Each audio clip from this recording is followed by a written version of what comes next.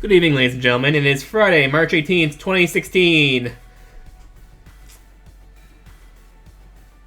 was gonna say, it's weird how it's a bit shadow. Maybe it's because I'm leaning too forward. That looks better. Okay. Wasn't sure if it was this camera or whether I was one of the lights I was being lit by was burnt or something. Whatever, it's good. Let's get back on with what we were doing. Okay.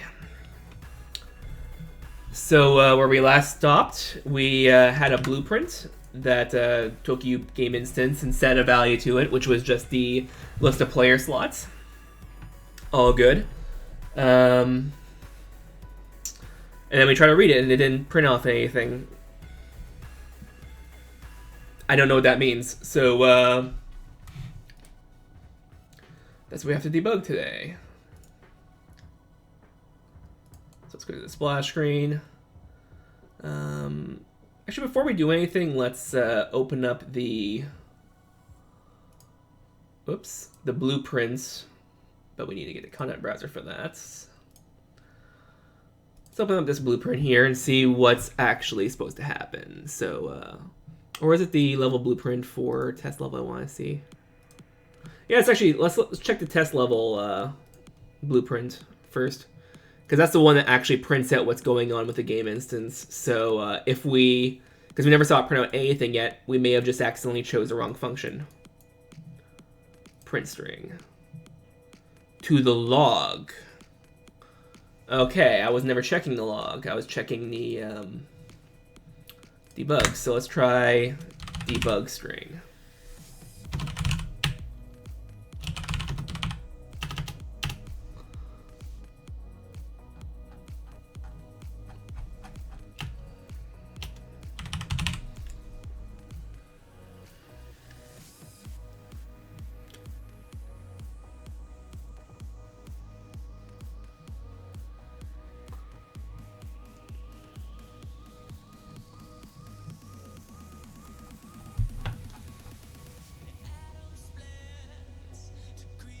Or we can just undo that and just open the log. That works. Okay, so we'll save this. Then we will open up our log. Just in here, or it's usually attached there. Window, developer tools, message log, and window, developer tools, output log. Should be message let's try output log first. So let's see what it says.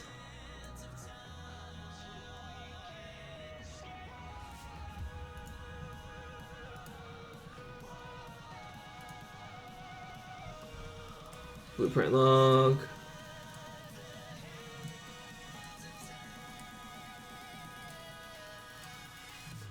Okay.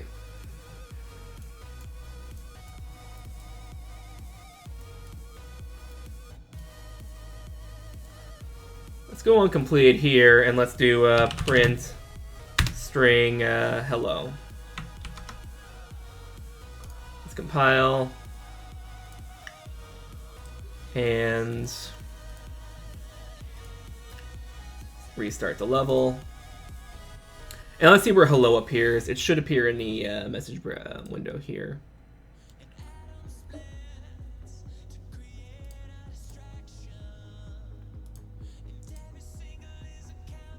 It did not.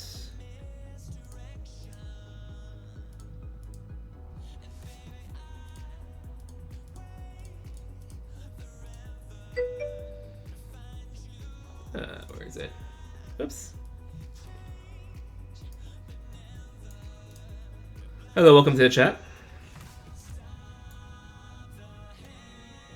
Oh, it's also possible that it could be cast failed. Could be failing the cast as well.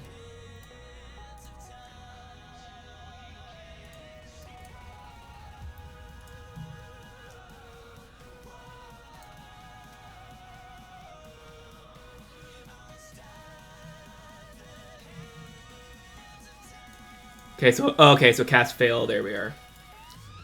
So it should be printing to the screen.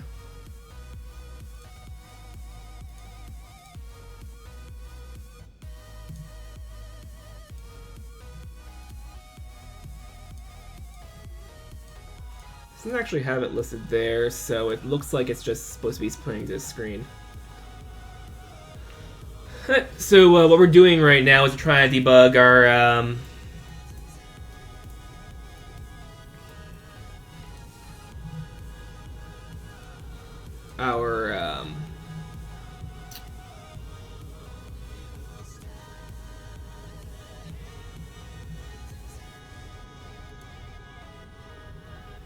current value is none. We're trying to debug our class. Maybe I never actually spawned the game instance, so let's see if there's something we need to do to spawn it.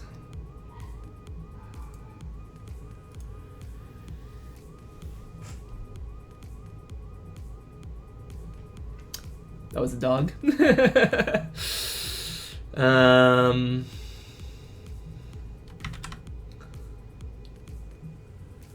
Might have to deal with that in a little bit.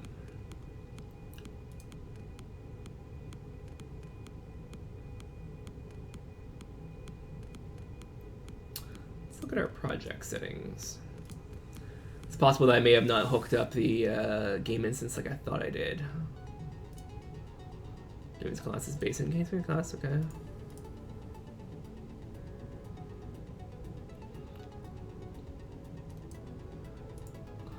Okay, so let's look on here, see if we need to actually spawn it or if it automatically spawns. You should think it automatically spawns, but yeah.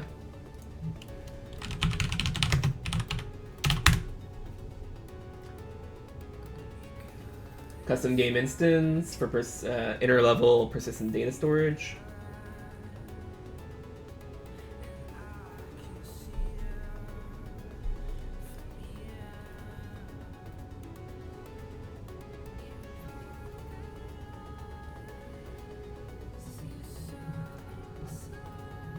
So it should be set up properly.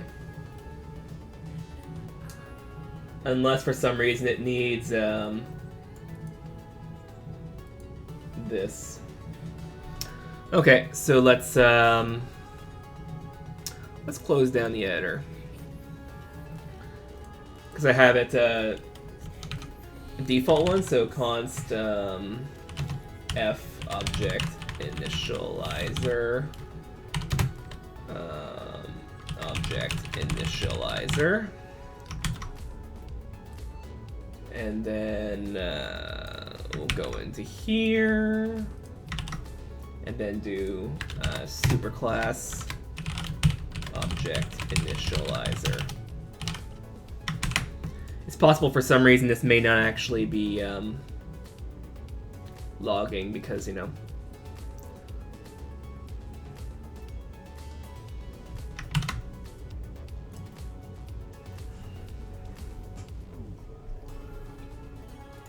so here we added this here and this there. Before it was just an empty constructor, so it's possible that it's not calling the parent constructor and it's just not getting constructed properly.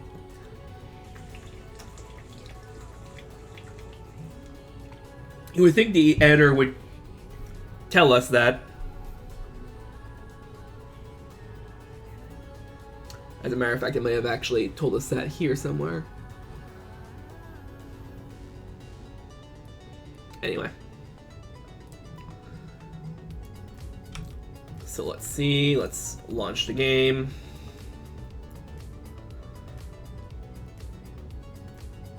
So we now get a message saying hello, as we did before. So let's open level blueprint and unhook cast failed. Break link.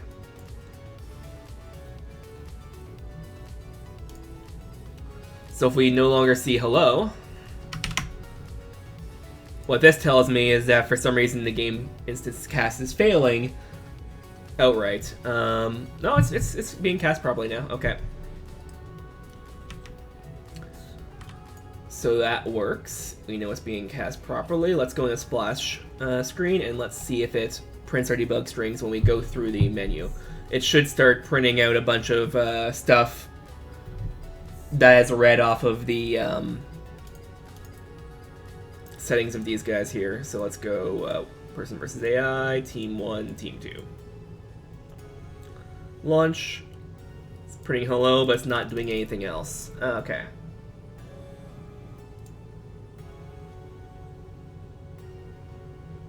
Okay.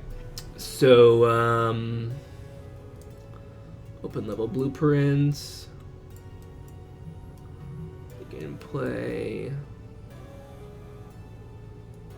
Oh, wrong one. Wrong level.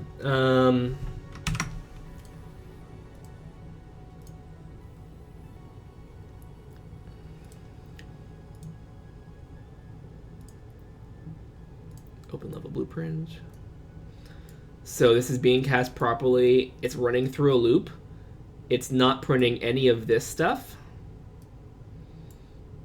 but it is printing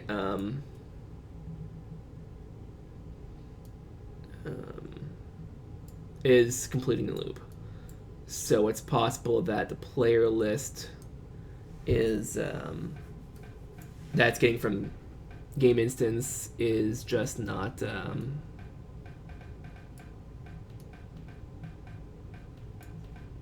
showing anything. We don't know that yet, so we need to figure that one out. There's a couple ways we need to do that, but there's a couple of things we need to do first.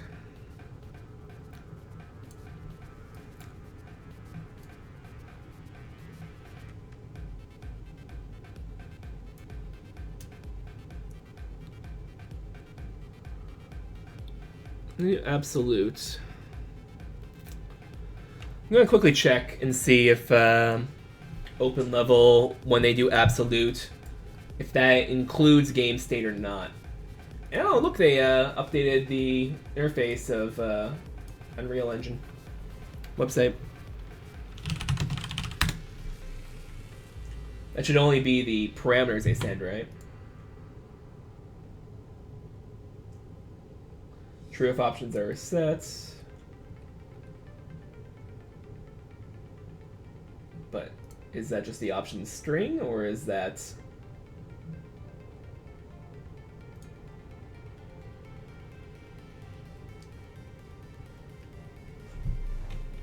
Or does that include the game instance as well? Because if we're loading the game instance and then just immediately killing it, then that's, you know, silly.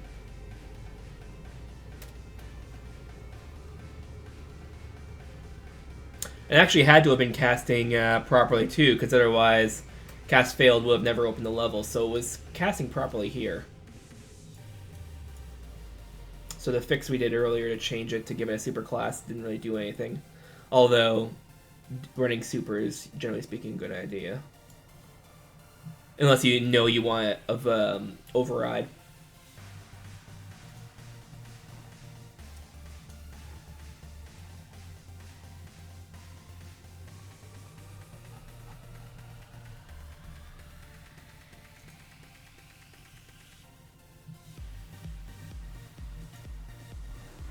Open level game instance.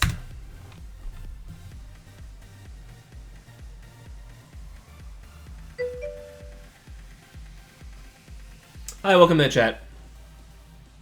Feel free to talk about anything in the chat. Ask me any questions. This is a very informal stream, as always, so don't worry about it.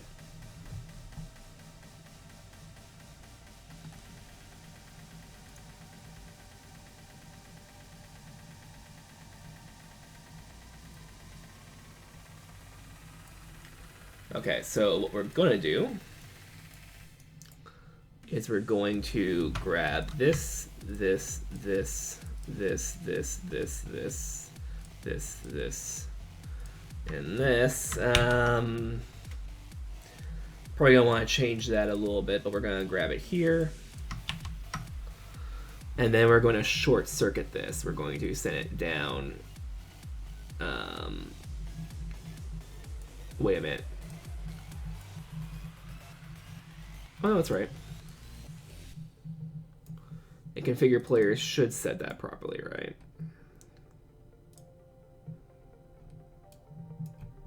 I'm really hoping this is actually set properly. I don't even know that.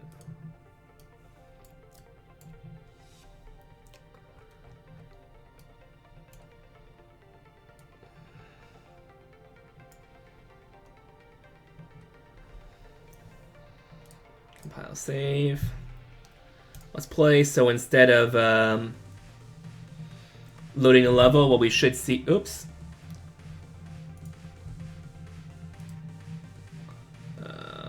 Yeah. Let's go back to splash screen. There we are. So what we should see instead of loading the level is when we click launch, debug information should appear on screen. So let's go here, here, team 2, launch. Saying hello, but it's not reading anything from there. So we know it's not a problem switching to the level. We just know that list of player slots is empty.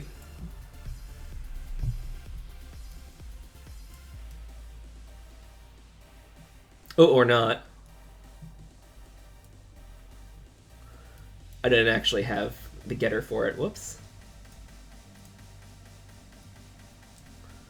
Is that my problem? Was that my problem all along? I'll have to check the level blueprint over there. Okay, so let's try this again. Oops, need to compile.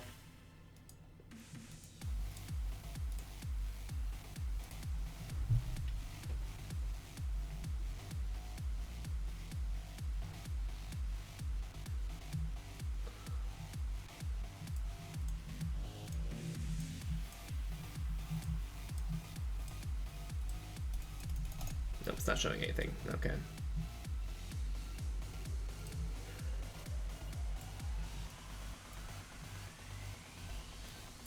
So what we're going to do is we're going to debug. Set a breakpoint. And we're going to play. Save selected.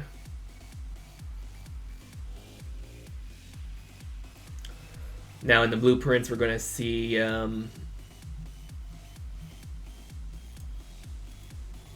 when we click launch, we're going to see some stuff.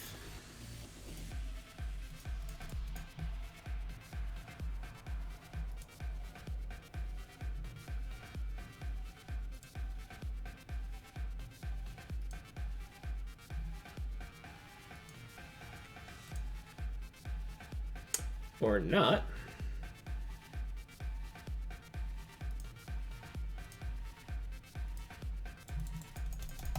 Why aren't you triggering the breakpoint?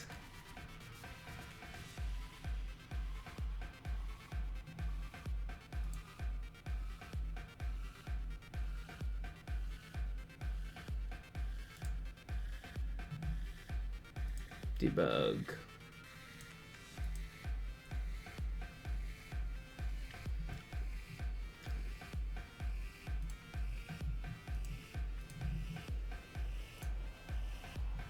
Breakpoint.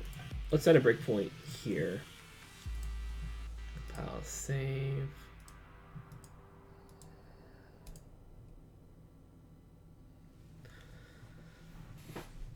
I don't really have a lot of experience doing blueprints, as I've been saying, so we'll see.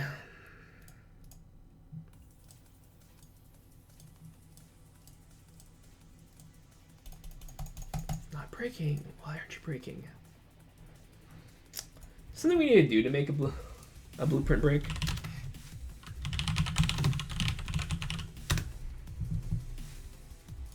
Blueprint debugging.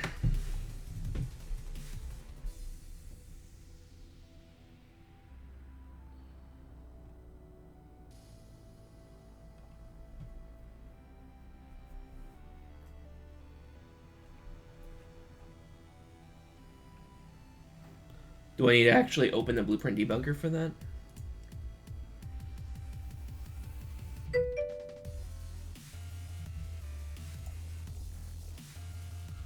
No debugging info.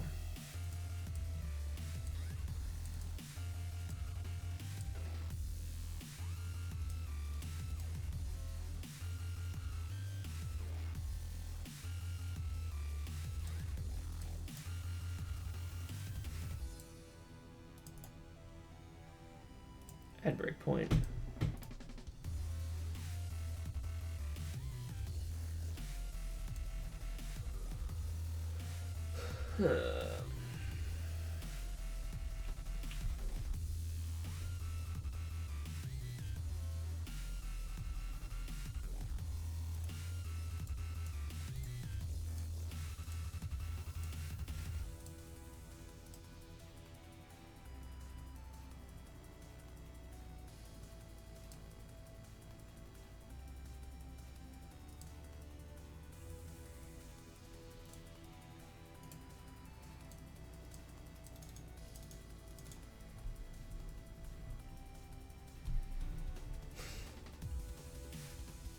Come on.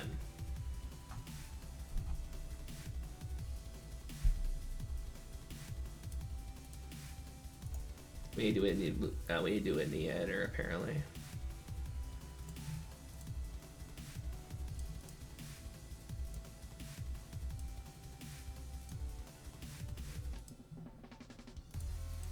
Okay, let's see here. Which is disappointing because obviously it's not gonna draw properly.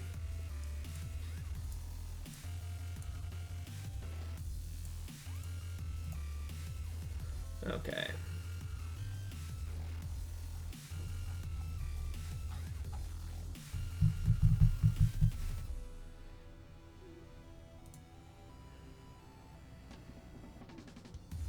Then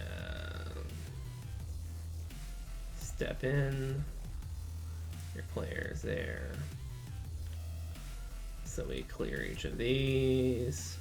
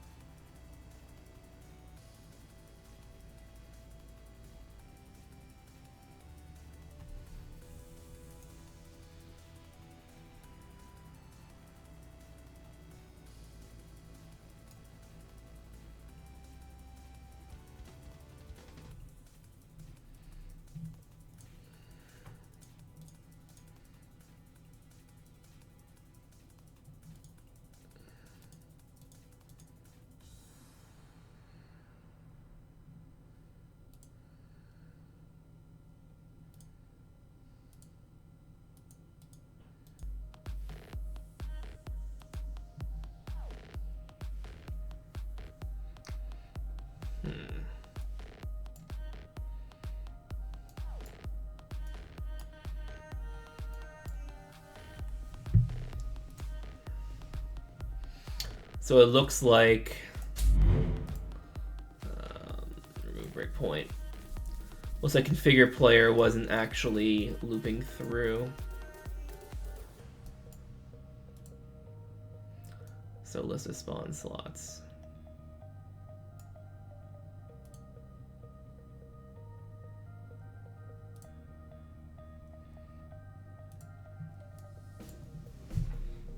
So clear that.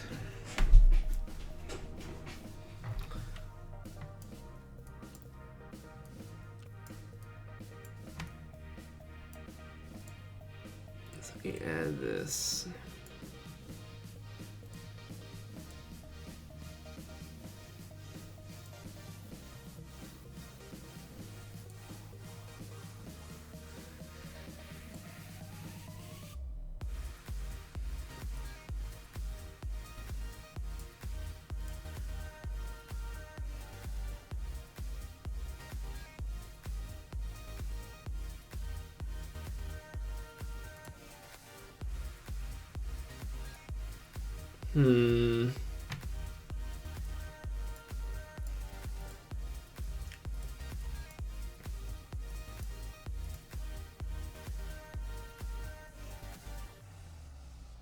Watches value.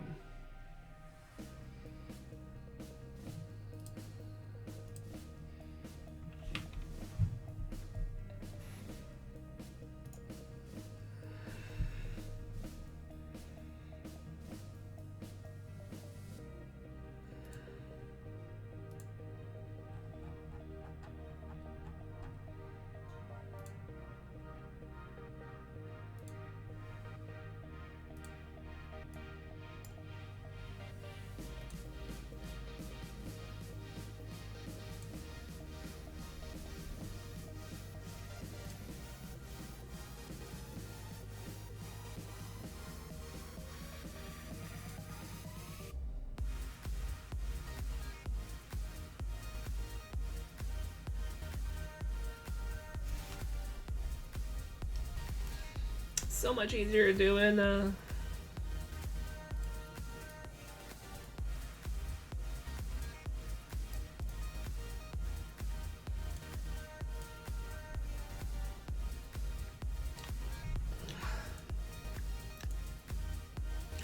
So it looks like the list of spawn slots is not.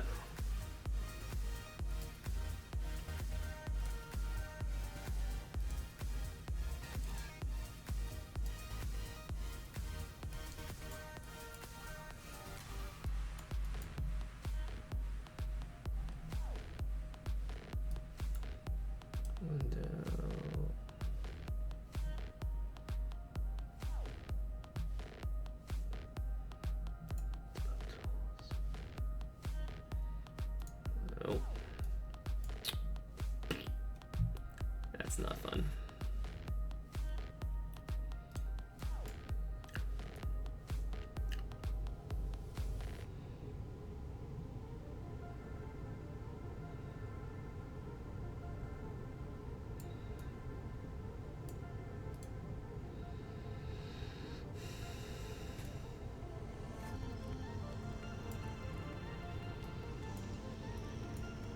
Oh yeah, there. Upon completed, let's do array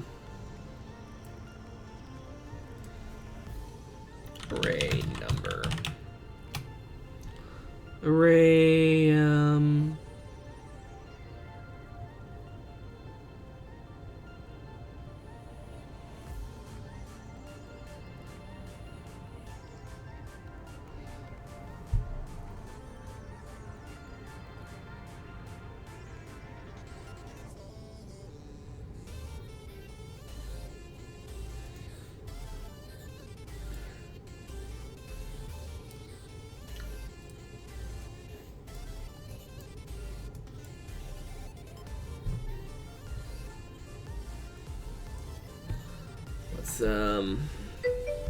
print string.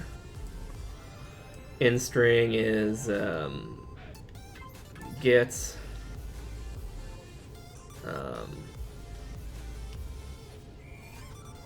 array number length.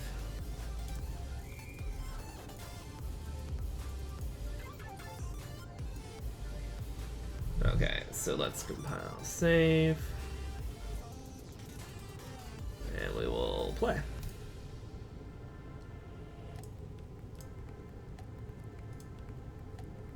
Two. Okay, so we have 2 there. That's good. I'm gonna have to move these elements off of the main monitor here so I can actually see what happens when it spawns.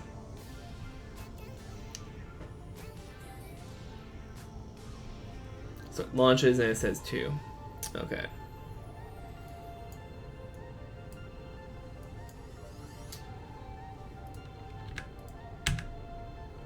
And we will close this. We will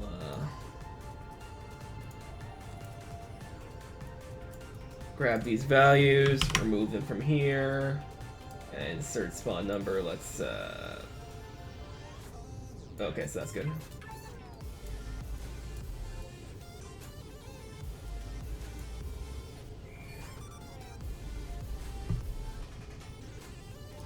Am I doing something weird? Configure players.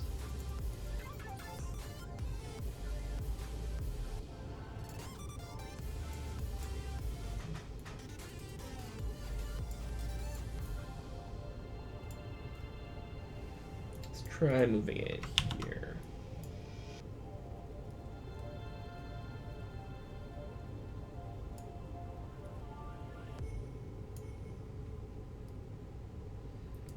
See, for some reason something's getting screwed up.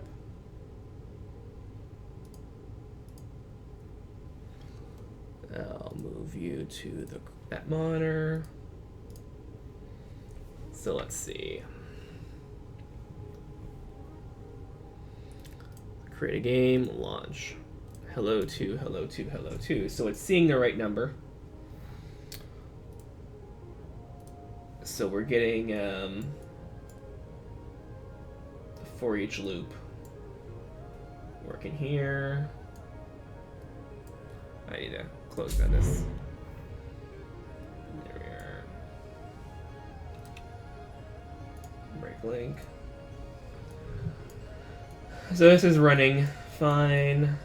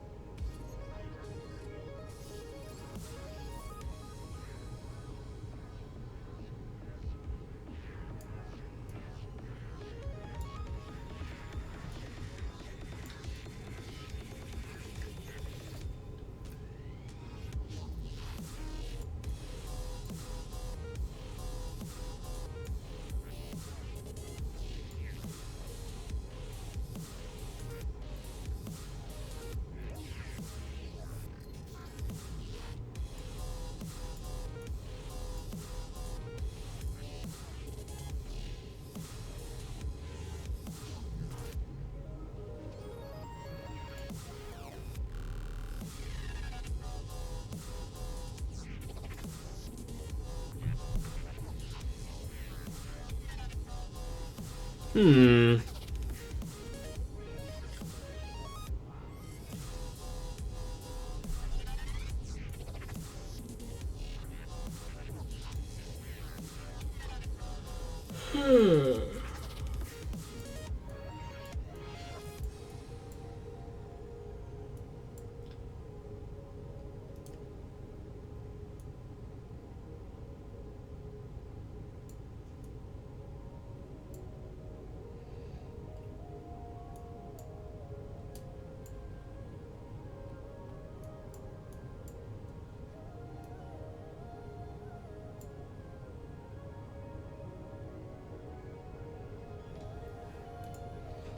Try moving this here. Let's try hooking this in here and that up there. And instead of checking list of spawn slots, let's check list of spawn type.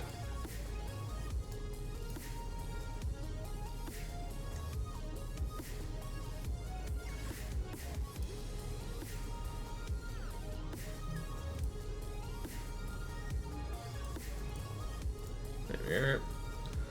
So now we should, on here, see a list of 0. Okay.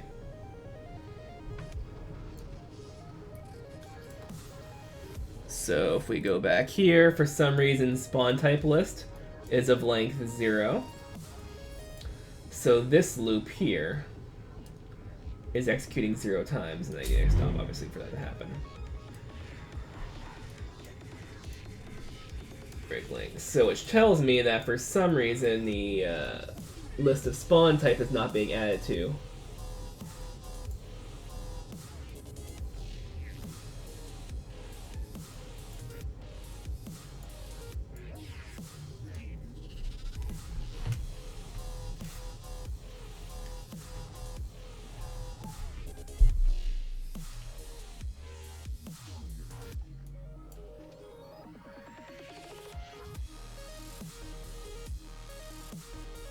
Let's try this. Let's try print string.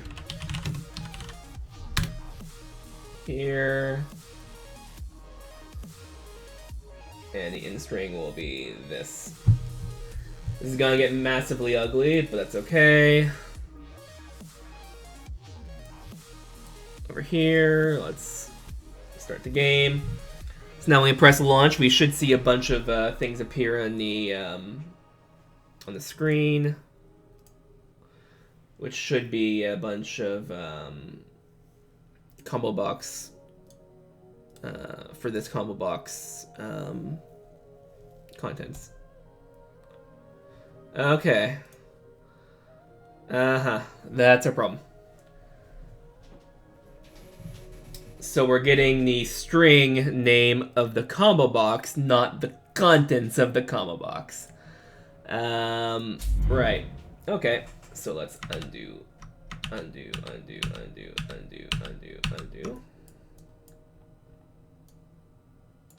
I undo too much?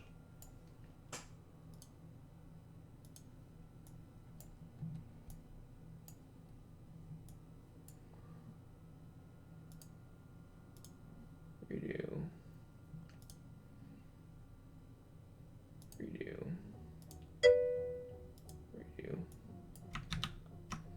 There we are.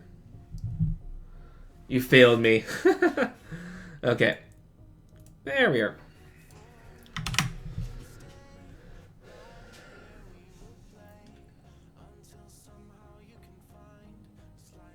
Read the variable to variable combo box string.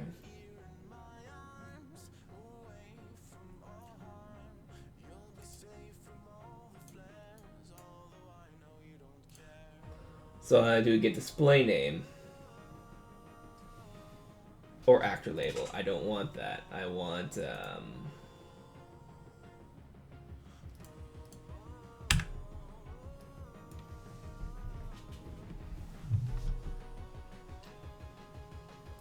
combo box get selected option. There we are.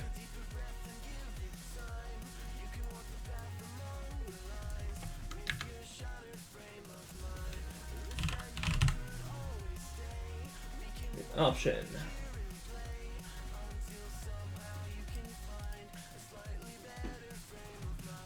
Okay, now let's go up here and see what happens. I don't know which debug messages I oh look, Firefox updated. I don't know which debug messages I turned off right now, so we'll see.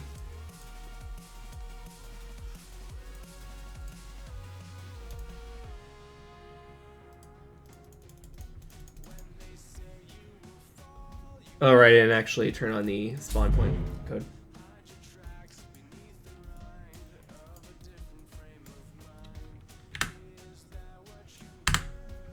Actually, let's undo that.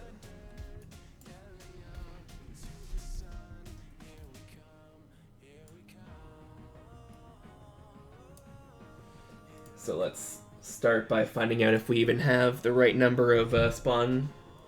So right now what's going to print is the, when we press launch, it's going to print the length of spawn numbers. 2, okay. So that bug's been fixed. It, yeah,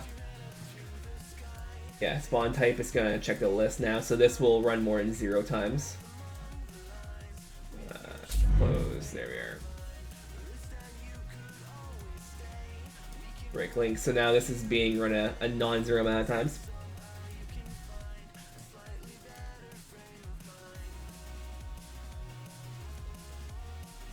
It's now the event graph.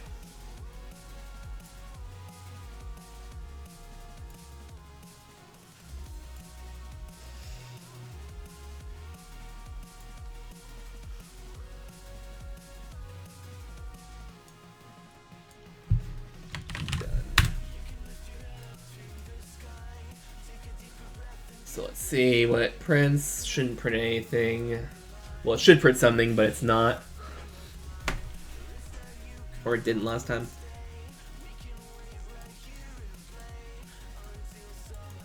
Yeah, so it's not printing off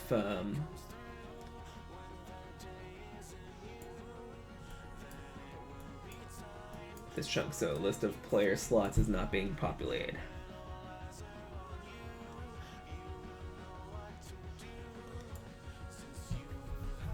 Or at least this is not being printed properly.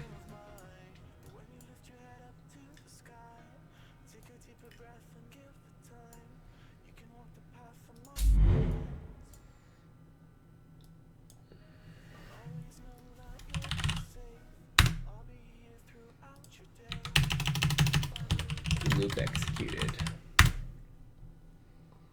Fine, save. This should have, well, it should run twice, but it's probably gonna run 0 times. On the launch button press. I don't know why. Yet. Yeah, not being run. So for some reason, list of player slots is still returning 0.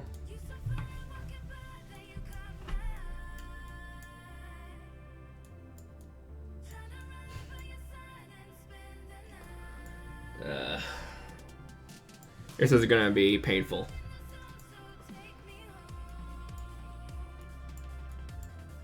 But we know this is being run at least.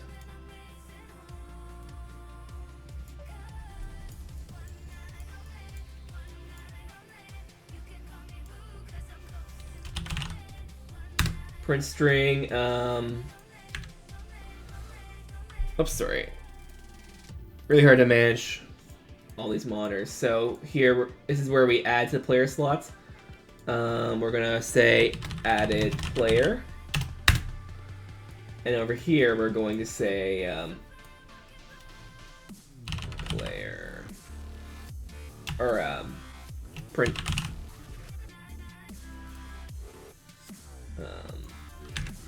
added extra spawn.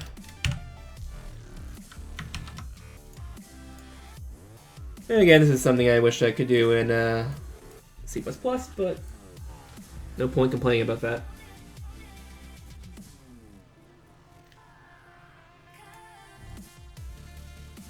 Didn't write anything at all. That's not encouraging.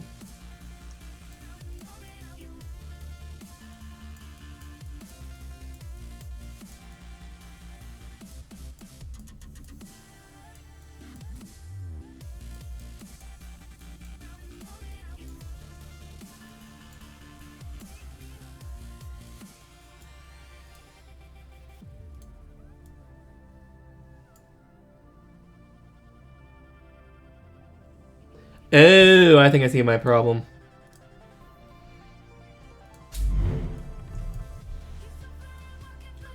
So here, we're checking all the player slots to see if anything is a match, but we don't do a completed to add another one.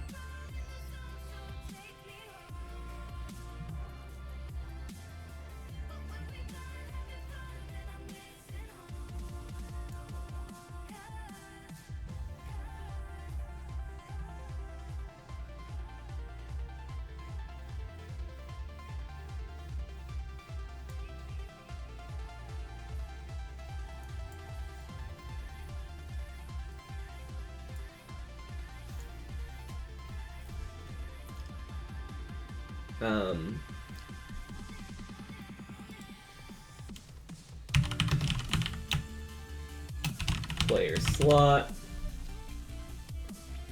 Set current player slot.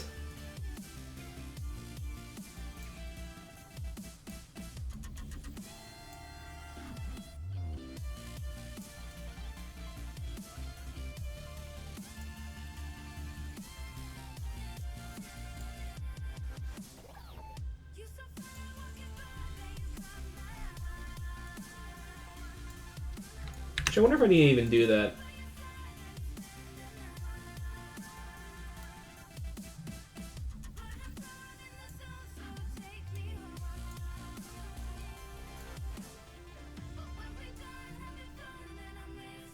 Oh, it's not even gonna be that anyway. Oh, okay, so I gotta delete this and break link. Is it right? So if a spot player has multiple spawns, yeah, I want to break this. I don't want to do it on any time I have a null. I want to do it if we go through the entire loop without hitting anything, to then on completed create a new one.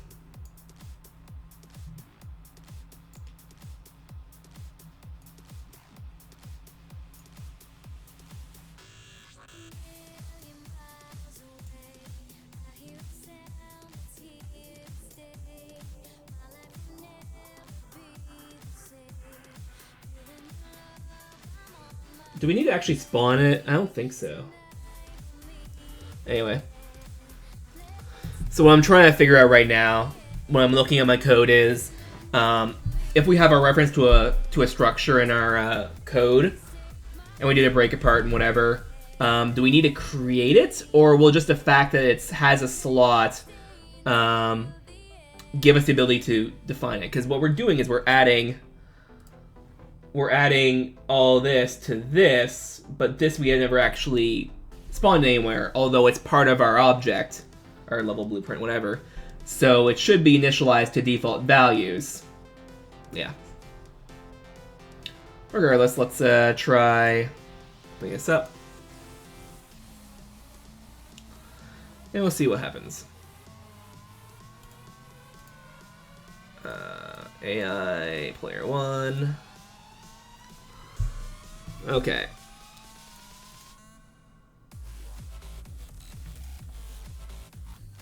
Cool, so we added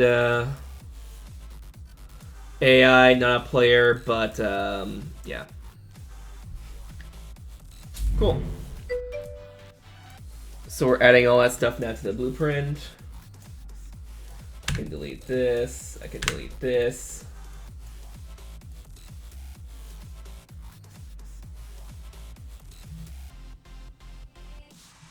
Actually, did it? Did it ever call that? I think it did. That shouldn't be the case because we don't have any duplicate spawns.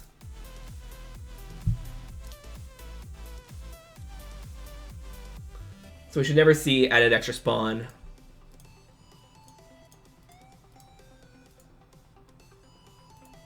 No, we don't. Okay, okay, good. That'd be a problem. We should only see. Okay, I'll show you when we should see added extra spawn. When we see this. Yeah, that should be right.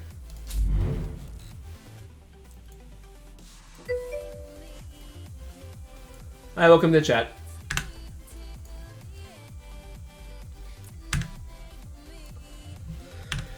It's way too much for a simple blueprint, but meh. Okay, so the event graph now, instead of adding all of this stuff, let's not delete it, let's just unhook it. And let's just go here. File save. So now when we click this, it should load the level. And the level should be like, hey, there's something in you, right? Or there's something in your game instance.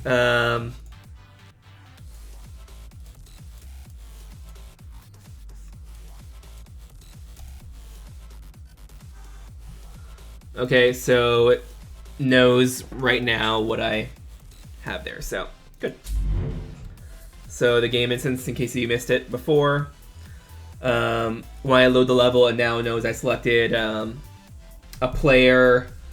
Well, okay. Here you'll see AI. Sorry. Why was it 1?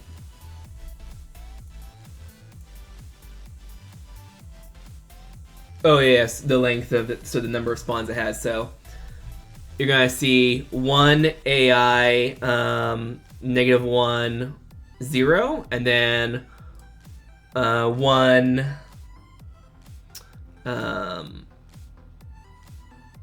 player 0, 1 on the top left of the screen, which will mean the first player has 1 spawn point. It's an AI. -1 means it doesn't have a player ID because it's not a player, it's an AI.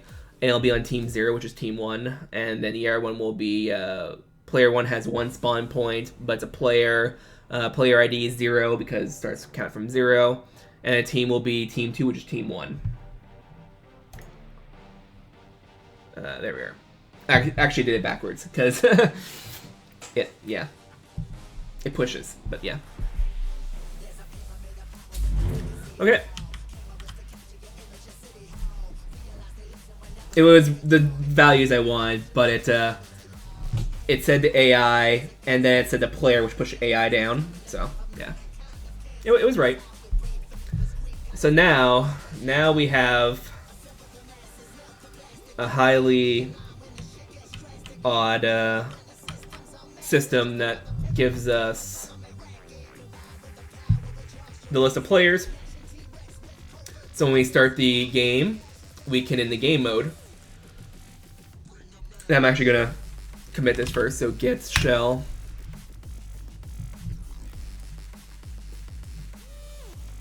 close all this down, cd c:\unreal projects, check it, git status, git add a, so we're getting spawn slot asset, splash screen asset, the map, both maps, yeah. Actually, before I was trying to think, should I remove the debug content from the test level? It's a test level, I don't really care. Yeah, let's add it all.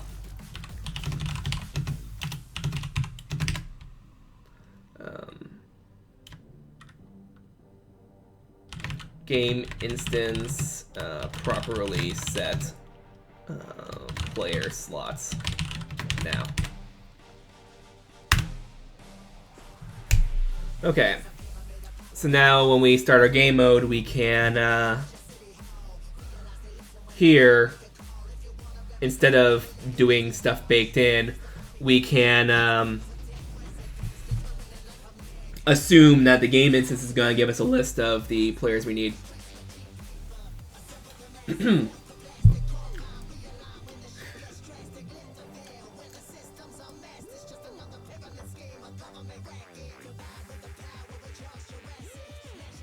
Sorry about that. So now we need to get the game instance.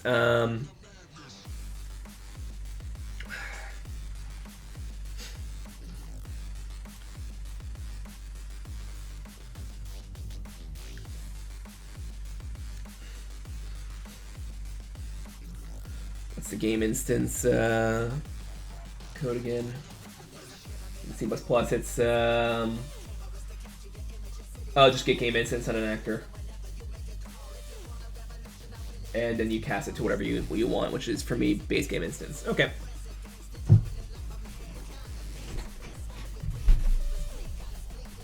Okay, so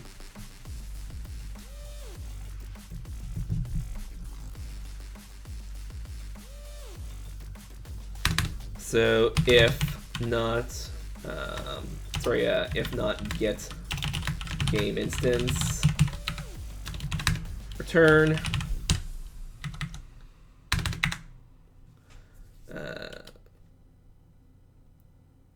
a base game instance game instance equals cast. Oh, so it's not actor, it's a U. It's a U object. Because actors do not survive after level unloads. Okay, so U base game instance, get game instance.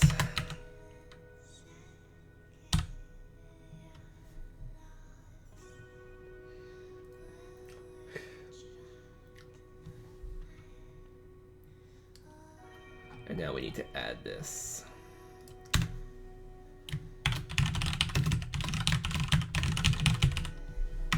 Bingo. Okay, so now we'll have a game instance class accessible through this. So now we need to figure out what to do with it. So in the game mode, so base chess game mode, F player slot players.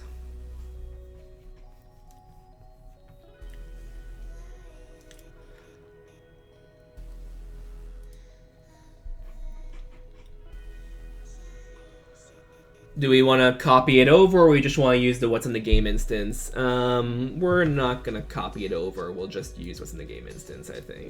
Do we?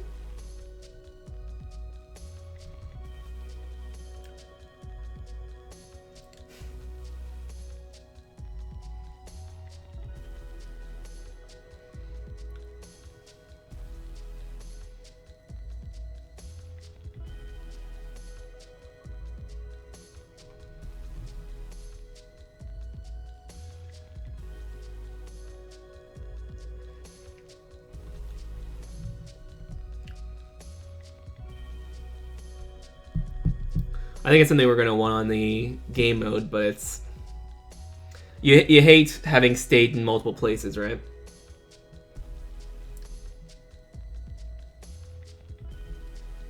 I mean, it's fairly small states, but...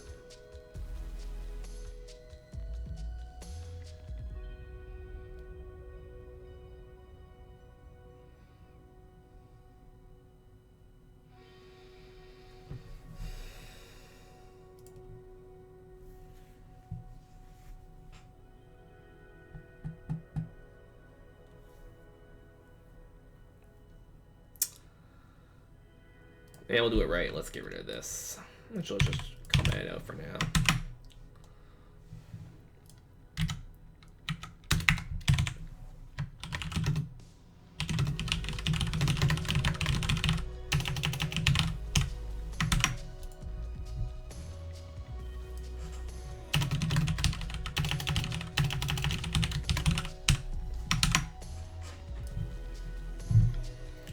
Okay, so now we have all of the pieces, or all of the players.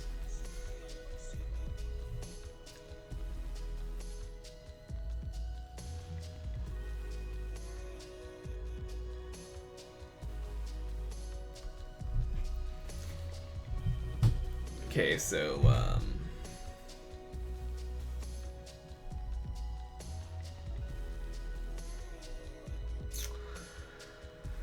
okay, so now what we want to do is we want to loop through the level and assign all of the pieces to that player. Do we?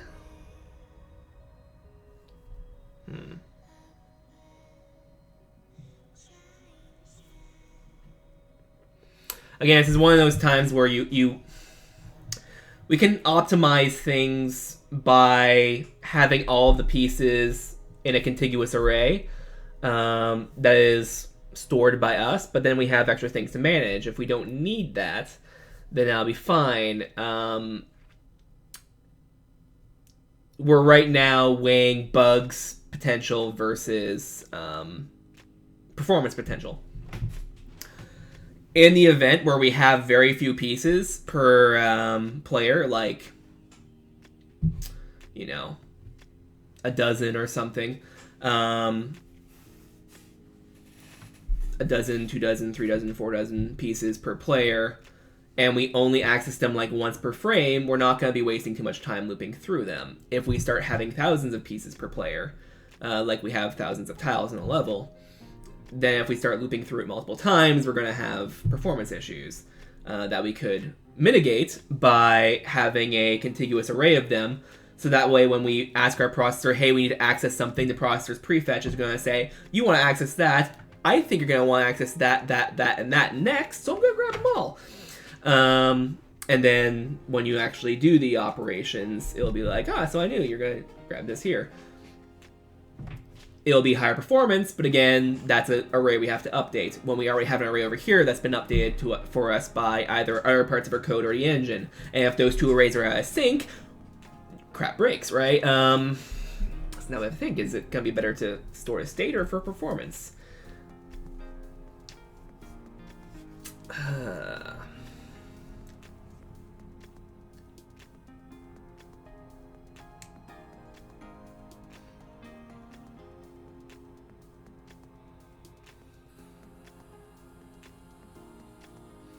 Because the alternative is, actually, let's see here. How many do I already have anyway?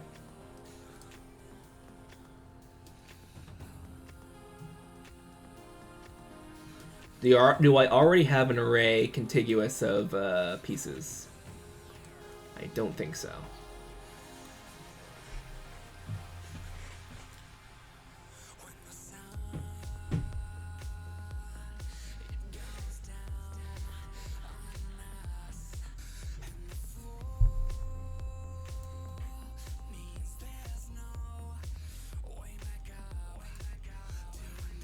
Because without this, our option is telling world, hey, actor iterator over all pieces.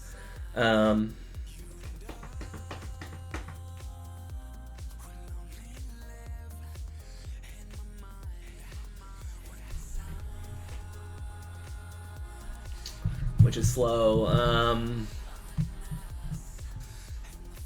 I mean, it's also turn-based strategy, so it's not like, you know, it's not like a first-person shooter where we have to keep track of all this, or we have to keep pushing frames out. If we have this in a worker thread, and it takes 10 milliseconds to run versus 1 millisecond, you know, it's not even on our rendering thread, so that's fine. Oh, these things are hard to deal with.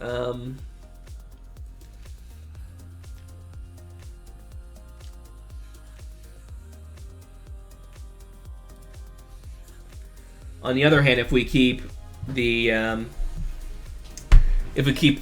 thing up to date and we don't have any bug because our code just runs perfectly, then this will just be a waste of performance for the sake of it, right?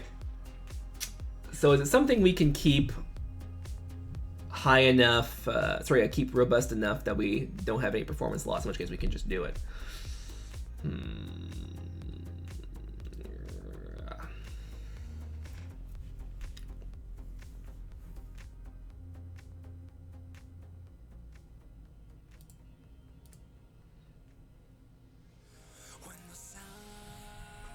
So basically what we're arguing is, do we want this or not?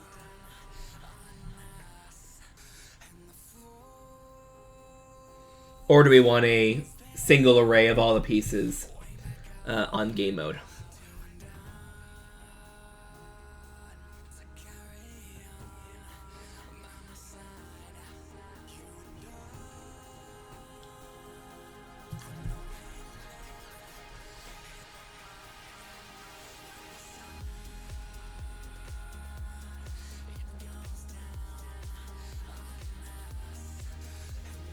This is fun, isn't it?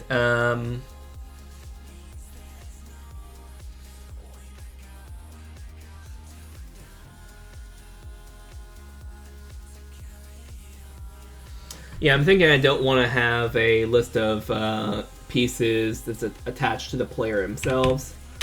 But I do want to have a list, so this list will be...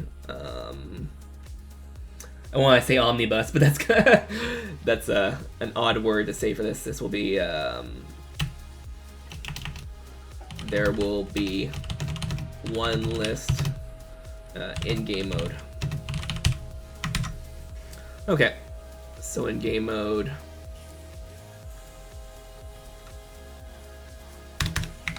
view property, edit, anywhere, blueprint, read, write, category equals category equals.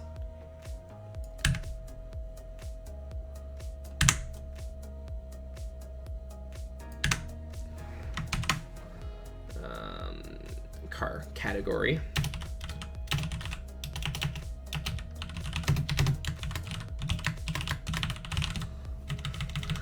I'm usually a better typer than this.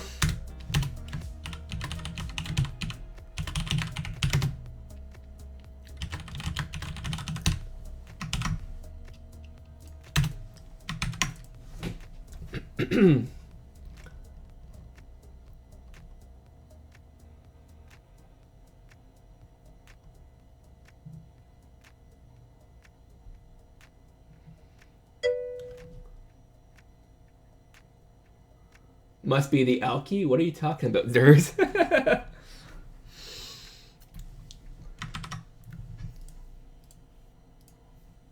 Okay. So, for T actor iterator, a piece actor iterator gets world actor iter plus actor iter, which I don't really... Your problem with typing. Nope, I can guarantee you that's not the problem. Current piece equals actor iter level pieces dot add current piece So now we have, oh, players are empty. We can yeah,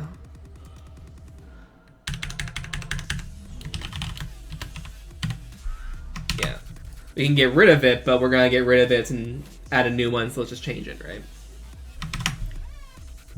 Because we're not storing players anymore.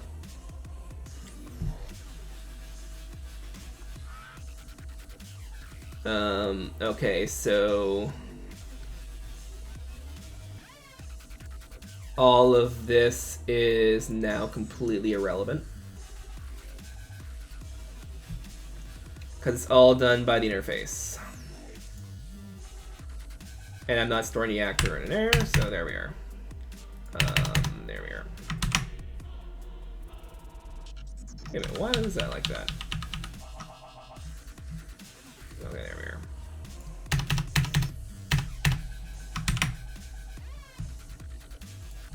Level pie. Level pieces, there we are. Now again, this is just the current level pieces at game construction time. So what I place in the level. You can still add and remove pieces at will, but you'll have to deal with that later. This is just setting the initial state when you launch the game.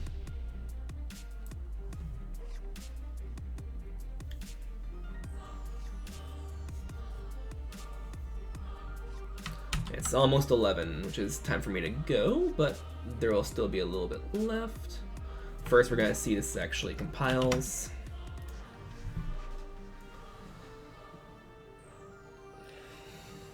I like it when ugly messes of code turn into things that are more elegant. Even though I'm not going to need that, I don't think there.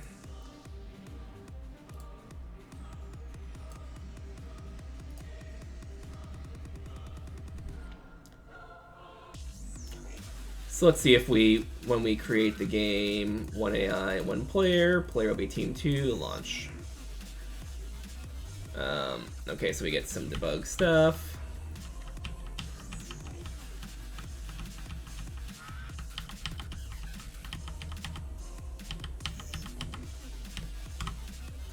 Well, I was checking there to make sure it wouldn't crash, and it didn't, which is good. Right.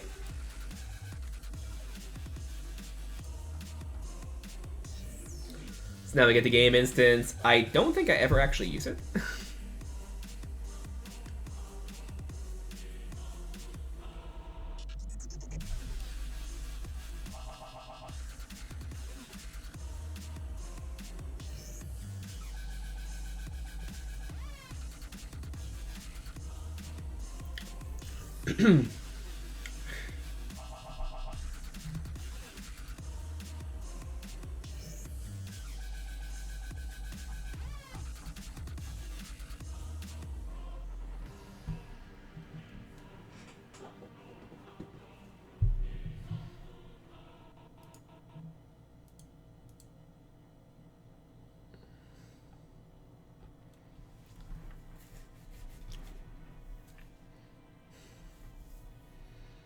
Is that what we need or not? Because I'm not actually using it here.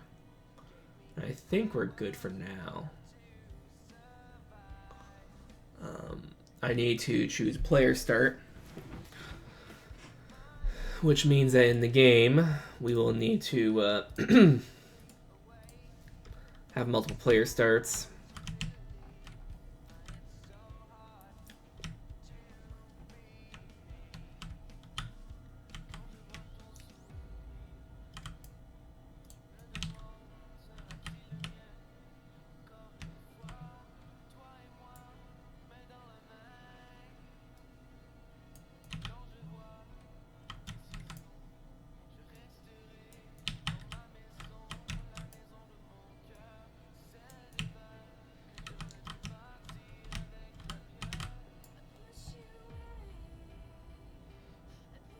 And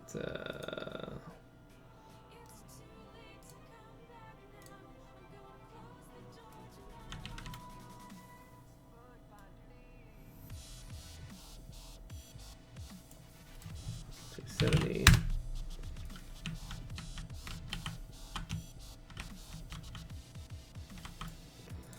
So that's location 1631. So here, let's move it over 1631.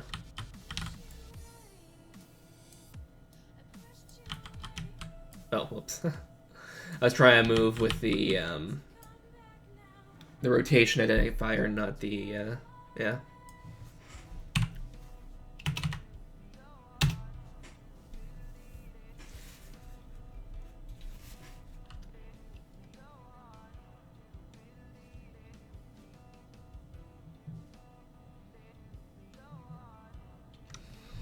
I'm trying to think, did I accidentally, or not accidentally, did I intentionally change the name of the player spawn in the list to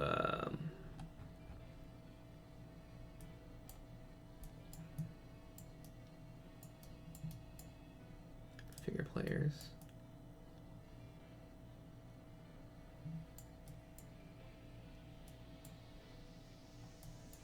So spawn numbers.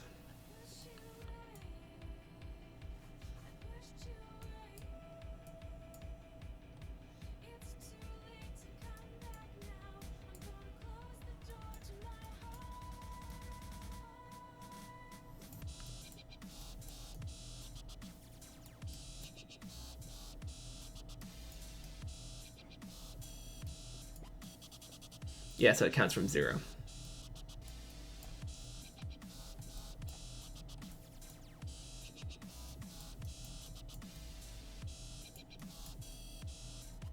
Didn't do any weird count from 1 things, did I?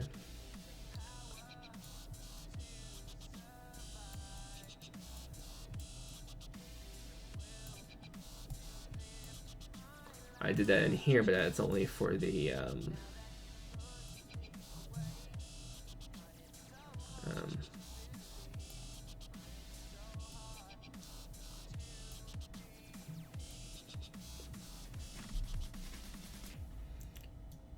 for that, yeah.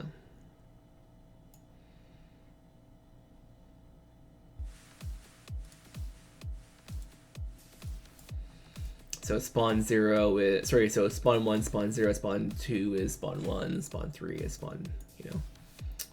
Okay. So I'll have this be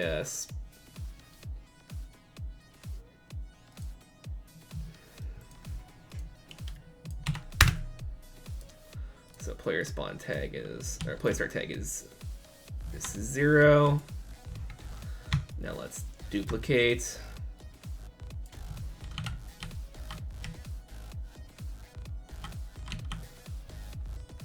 Again, this is not a real map, it's just a test one, but this is player start location 1631. So if I can get for 3116, which I'm assuming is positive this way. There we are. That guy there. And up 1, right? 16, yeah.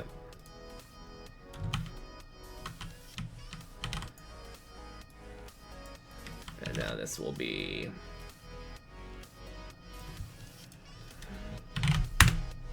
there we are. This will be player start tag 1. And I really should have a way of making it easier, but you know. Like maybe I have a button that says make this a player start on a tile that spawns a player start at that location.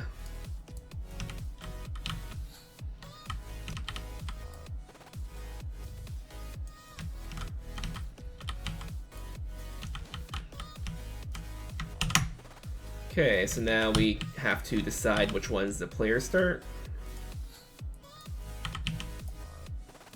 Again, I'm doing like that.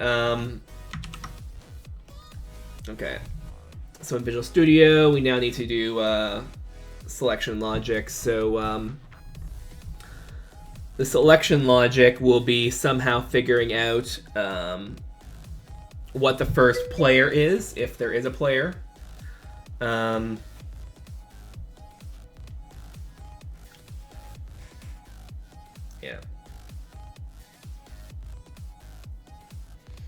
Okay.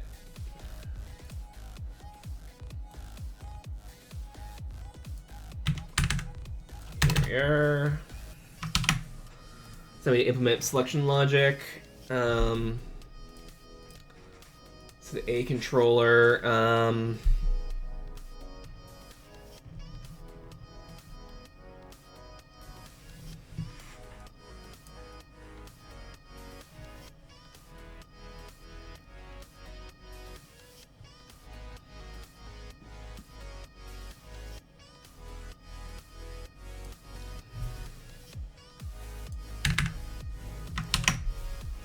Now we complain? Well, I think I had a problem last time of this, of it not wanting to...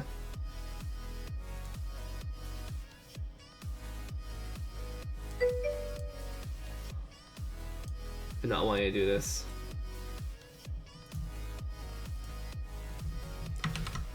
Will you build?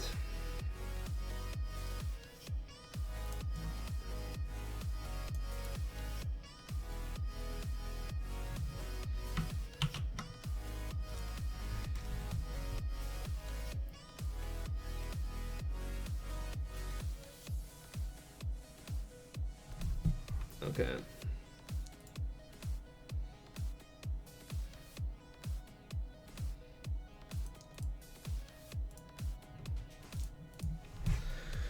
Okay, so we need to find out what choose player start is.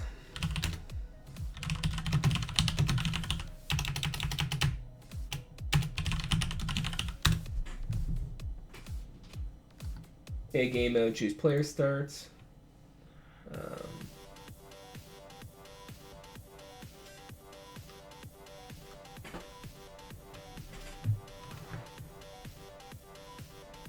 Controller player. That should be the right function syntax.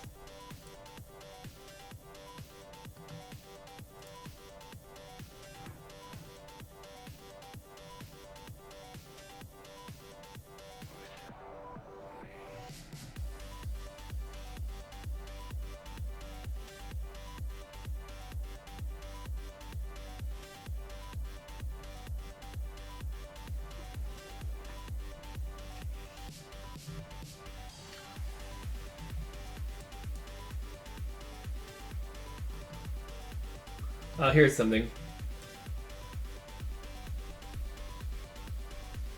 Virtual actor override. Override back over plus. Okay. In order for C++ to be able to call override function, blueprint, reflection system, or apply PHT, you generate code in place of that function and avoid making blueprints. Function's not virtual and can't be override because of that. C++. Because of that, in C++, the function needs to be implemented with the implementation suffix. Suffix? As the original name, not in there, so. Override, choose player start, underscore implementation. Okay.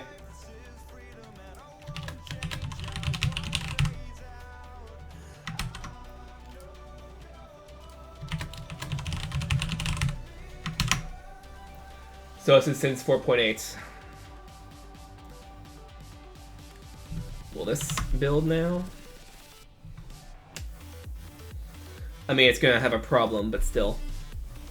Because it's an empty function right now, but yeah. Yeah, okay. Doesn't return a value, okay.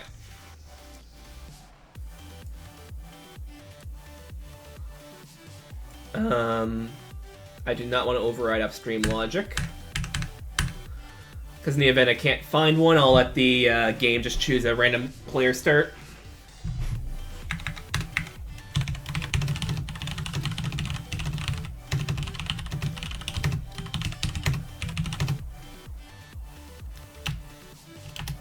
Like AI versus AI, we'll let game choose random one. Semi-random one. What game choose? Why use extra words when the words are meaningless, right? Uh-huh.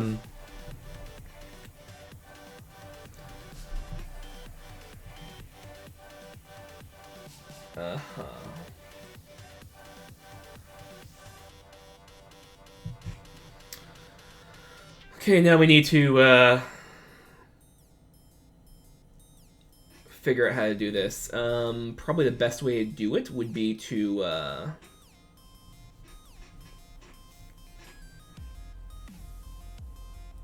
first here.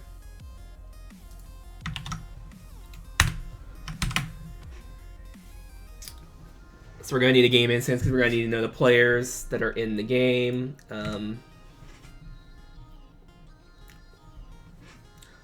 For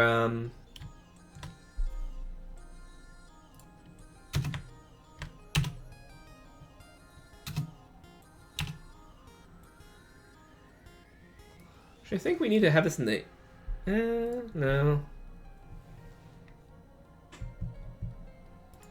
Actually, no. Let's remove that because I'm not sure what's gonna happen.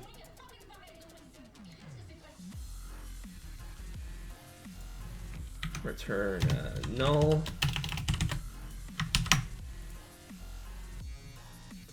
Let's do return null. We'll see if this fails or if this works. Because if this fails, well, if this works, it's probably just going to return a random player start.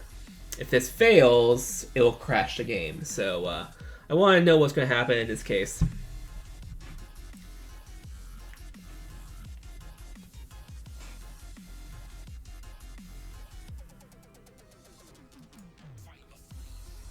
Or it'll just spawn us at 0, 0, 0.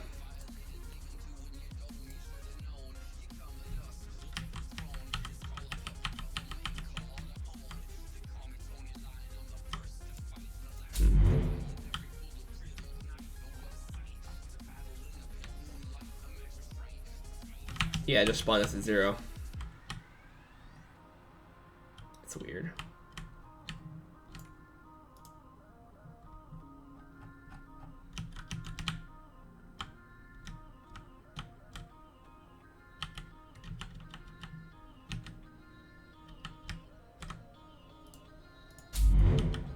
That's very weird.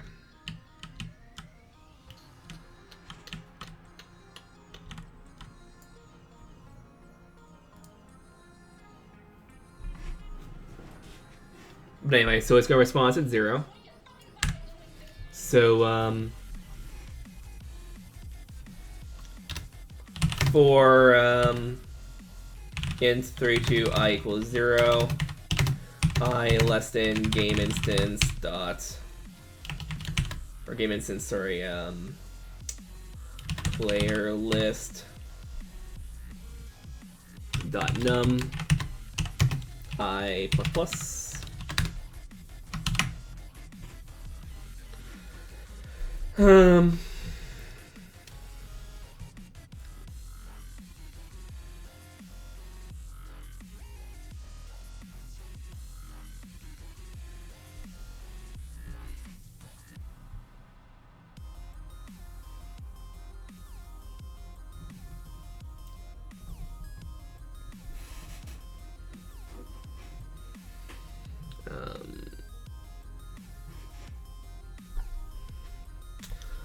If let's look here where this is defined.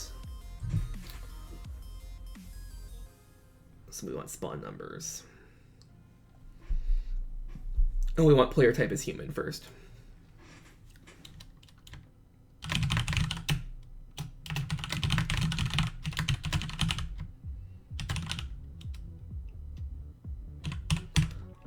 Player list I equal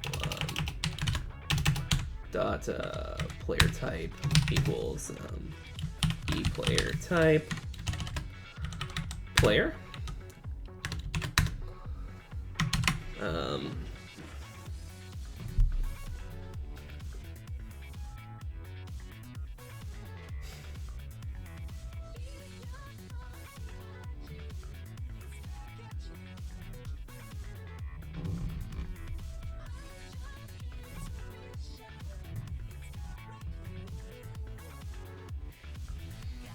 So we're just gonna get the last one in the list for this, since we don't have any way of knowing which controller is which yet. Fix me. Currently have no way of knowing which controller is which. Or more specifically, there's only one local controller. So, yeah.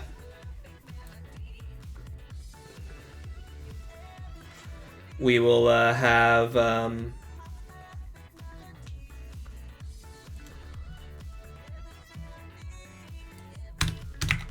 int32 current spawn equals 0. Let's do it equals -1. Current spawn equals if GameInstance player list I dot spawn numbers dot num is greater than 0.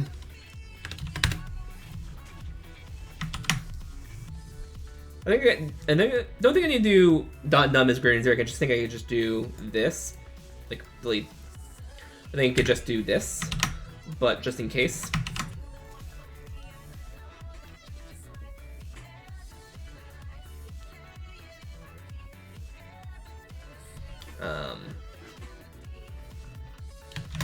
Current spawn equals game instance player list I dot spawn numbers 0. So if this is an empty list, which it shouldn't be because the UI should set it properly, then yeah. So now we have the current spawn, which will be one of the players we set humans, base spawn, their default spawn. We will have then, so for, sorry, actually, TX right away.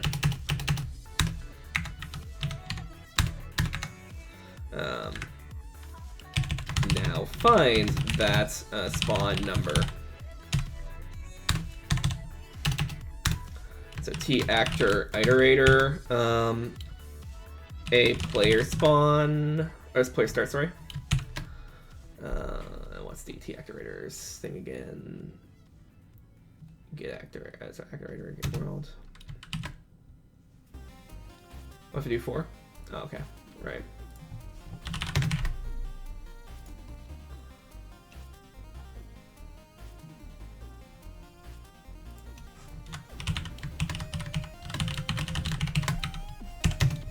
Actor iter plus actor iter. Is that right? Okay. A player start.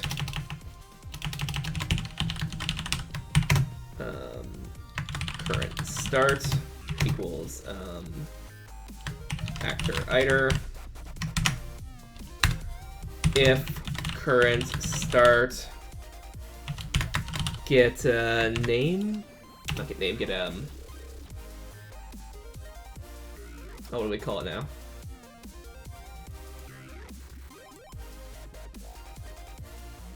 No, you. There we are. Player start tag.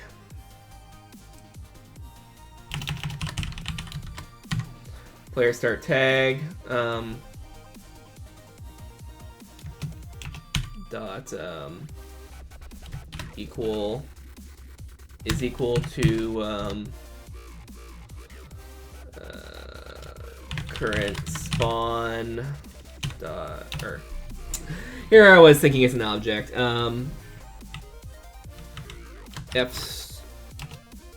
F name from ins.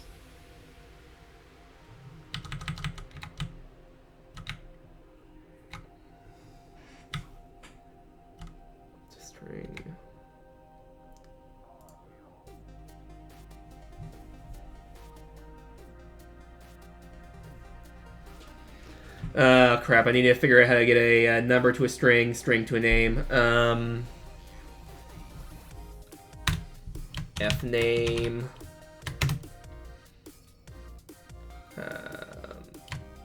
Spawn name equals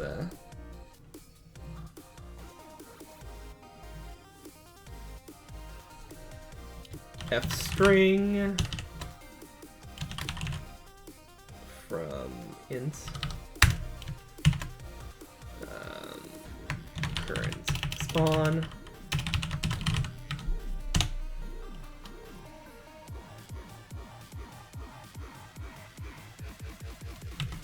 dot to name.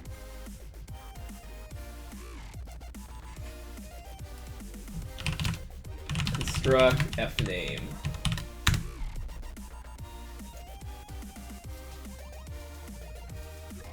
Conversions. Not to string. Okay. There we are.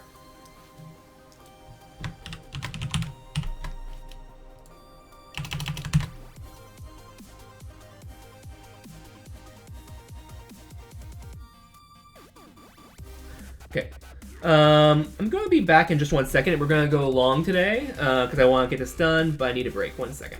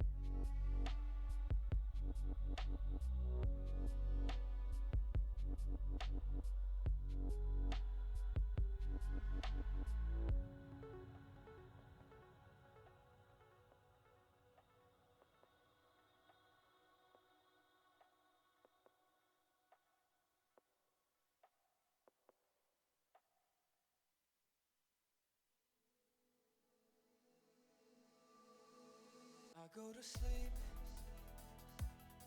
open my eyes, I'm looking down. Whenever you're calling, baby, you know I turn around. I see your face, not one sound. Whatever is calling, baby, you know I turn around.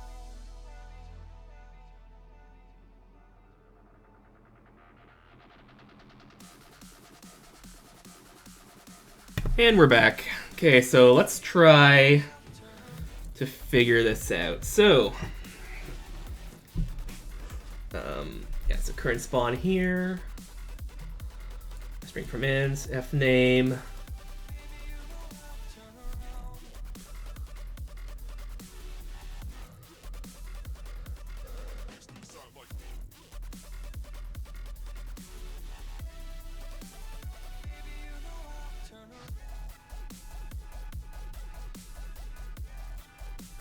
Oh, I need to do a dereference. Oh, okay. So then I need to do spawn name here. And I'm seeing the wiki say, hey, be careful, this is a lost C, blah, blah, blah. Yeah. So I wouldn't want to convert back, but unfortunately I need this, so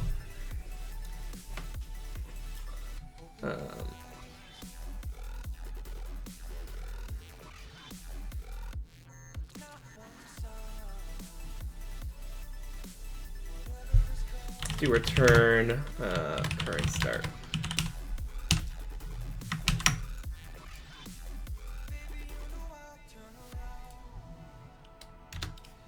Else return null.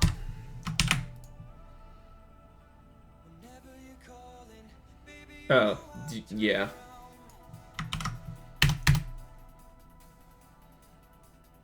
Oh, no, I can't do that. Return null. There we are, that works. Let's do a recompile.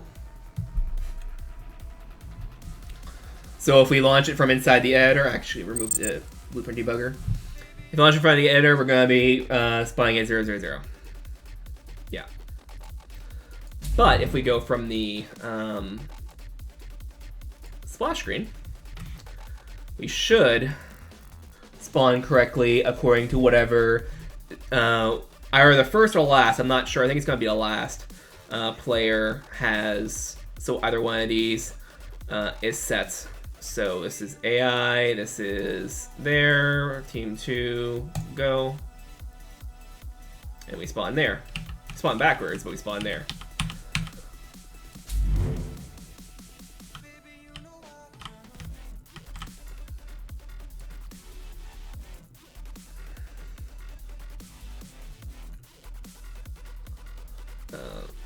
Meanwhile, if we take the other one, we'll spawn, actually, let's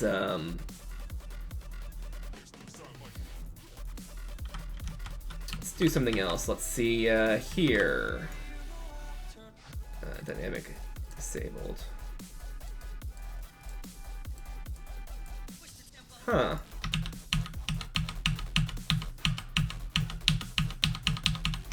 Let's not save this. Unless it's, yeah.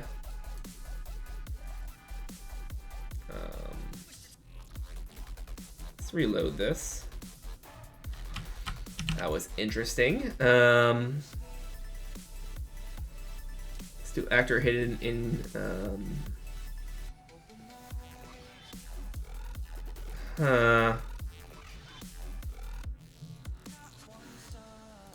Okay, I was going to modify the level such that we can find out which one we are. So this is spawn 1, which is for spawn 2.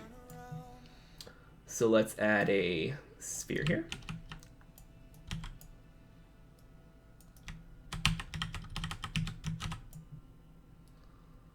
And then for spawn 1, let's add the cube.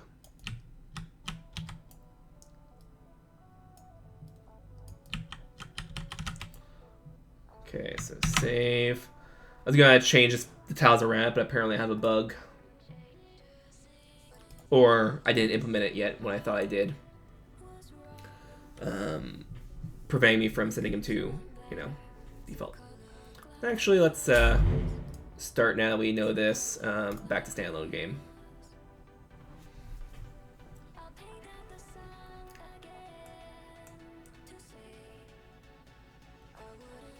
So create a game.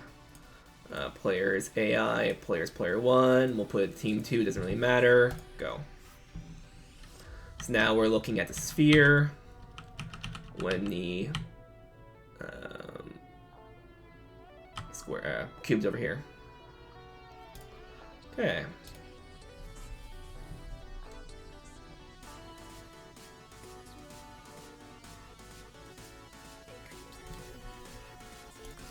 Create a game. Now if we put player here and AI here, or disable here,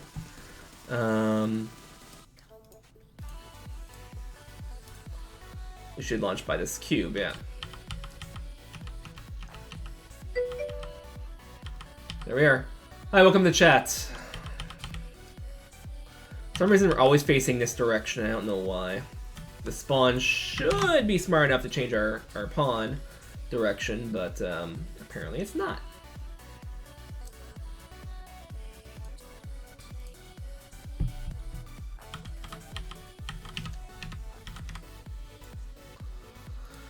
Let's actually look at that here. So base pawn.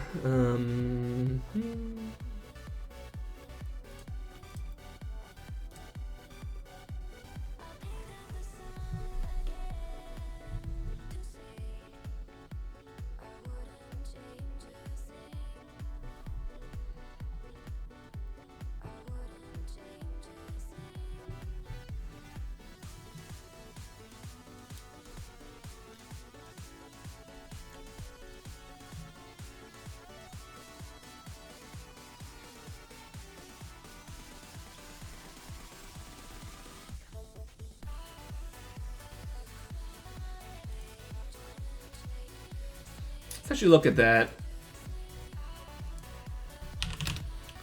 Player start not rotating pawn.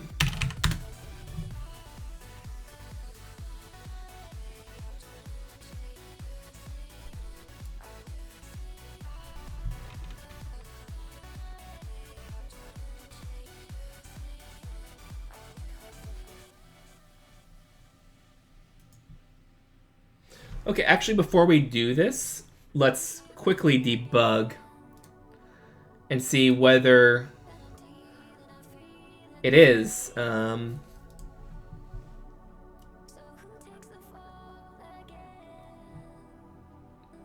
I can't do that. Just have to do.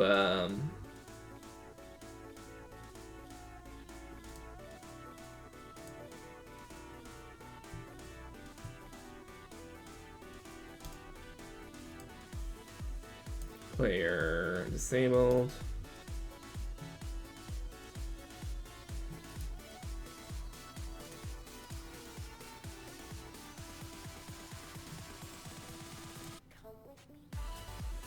No, I need to do it in selected report to be able to eject apparently. Which is bad for our interface, but I mean we need to fix that, but you know. Player here, merge there. Now we do an eject. And let's look at the base pawn here. Rotation is 0.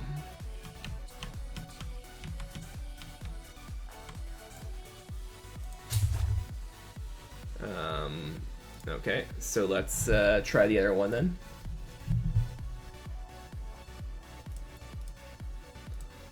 I believe I had... was this one? Yeah, okay. So now eject. Now base pawn. So rotation is going to be 0.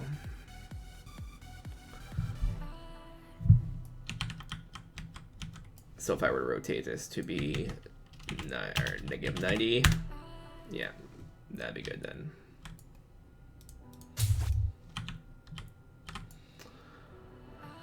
So now I need to find out why when it's spawning it's not taking the spawn points rotation.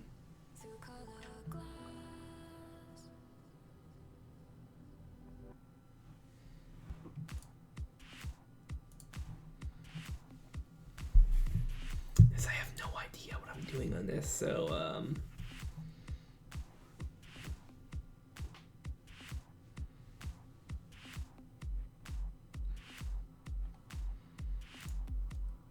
I don't know why it's not accepting. I mean, I could subclass PlayerStart and just do it that way, but I don't want to if I don't need to, right? Because when you start subclassing PlayerStart, at least when I did check it the first time, which was 4.5, it had some nasty effects. It wasn't quite working so well.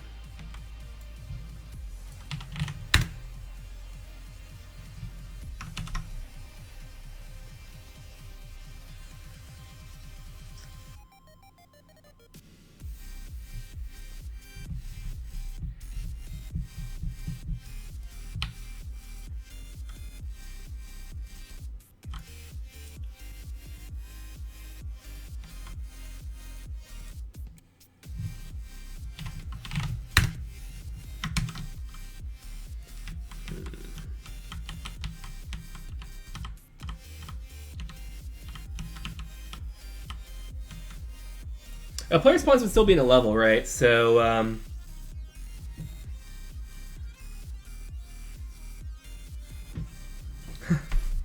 I could find the closest player spawn, and then just change it to it.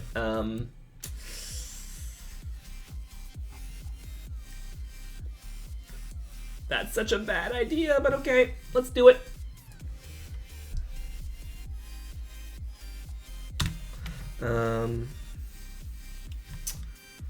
For T actor iter, a player start.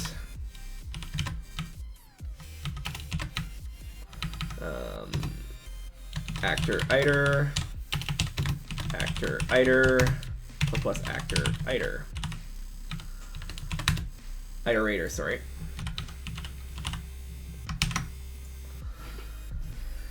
That should wake up.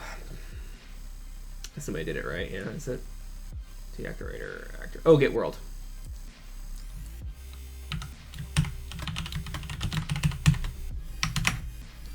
Forgot that part.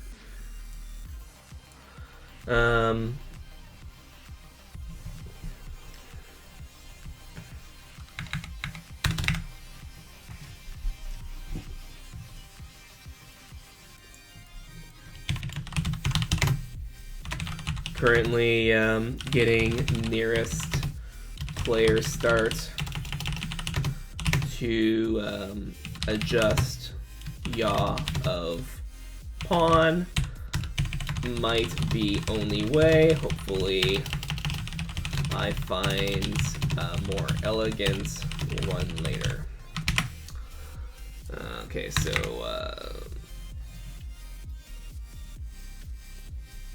float distance equals so float min distance a player start current start equals null if sorry a player start sorry min start, there we are,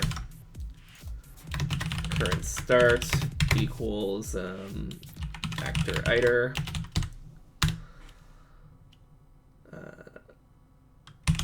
if fmath dist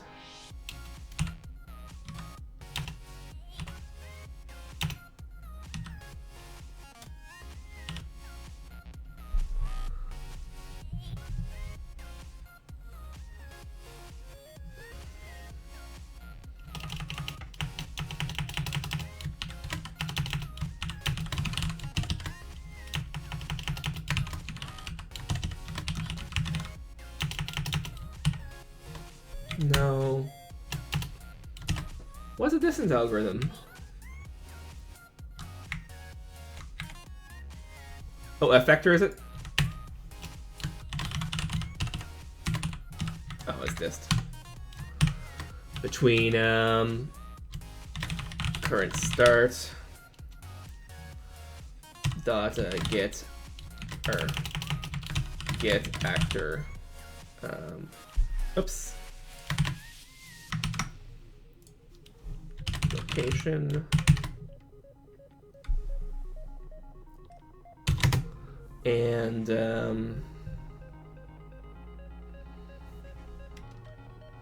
get actor location. Actually, let's do this here. So float current distance equals current start. Sorry, f vector dist current start get actor location and get actor location. If current distance is less than min distance,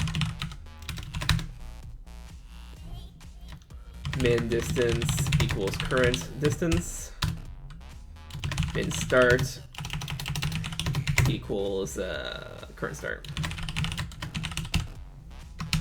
So by the end of this, we'll have either null or we'll have that. If min start, so if we have a min start,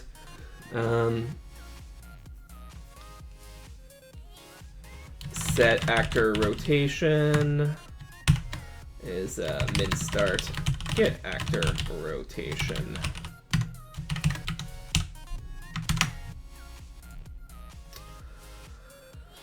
There we are. Now let's do a hot reload.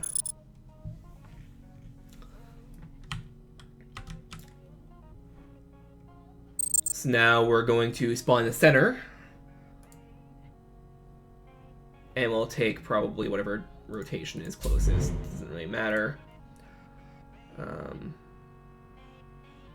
But the splash screen here. Let's play. And we'll play with the first one first. No.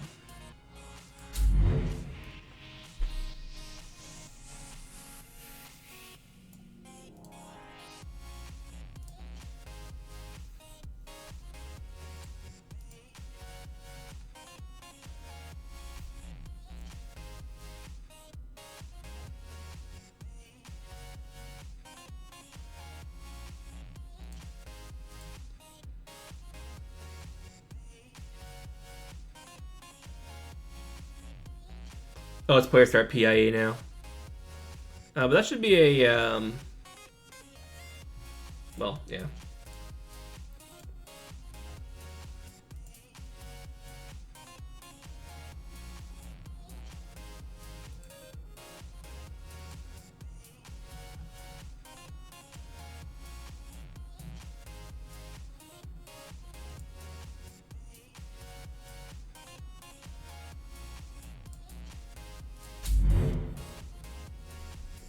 How does that not work?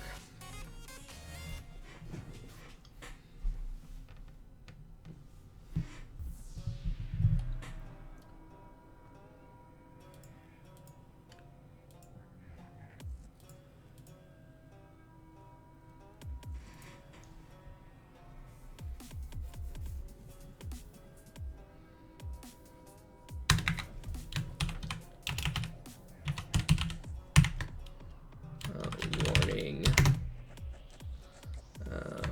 Start. Get actor rotation.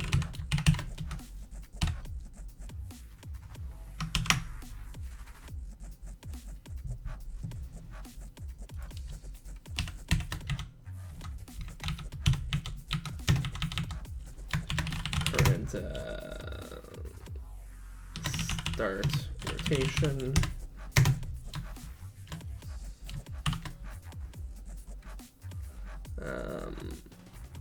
F F F dot X. Sorry, dot yeah. There we go. So we don't even need that. Current start yeah.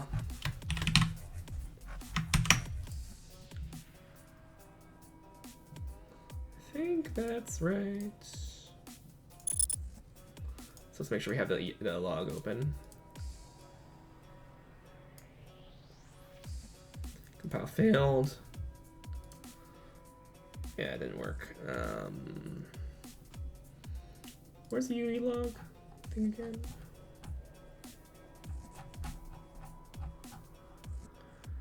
Log class error. Okay, whoops.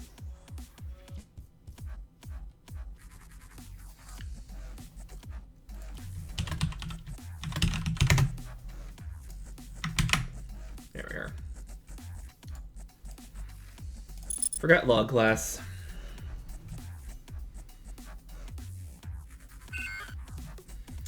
What's wrong this time?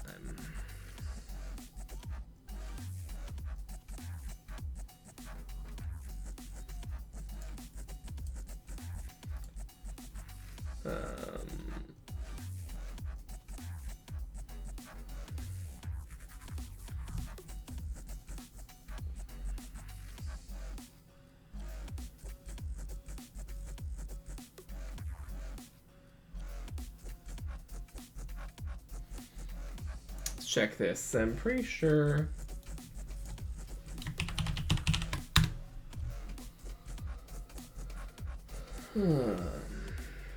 Oh, we need to do that text, right? That's what it was. How do I do that again? There we are. Text macro.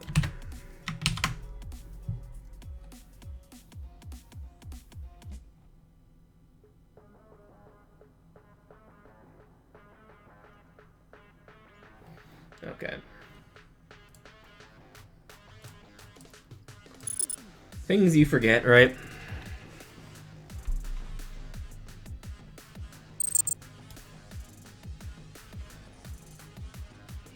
Going past 2 hours today. That's okay. The log says current yaw is -89. So -90, but it's not transferring to it. So why is that?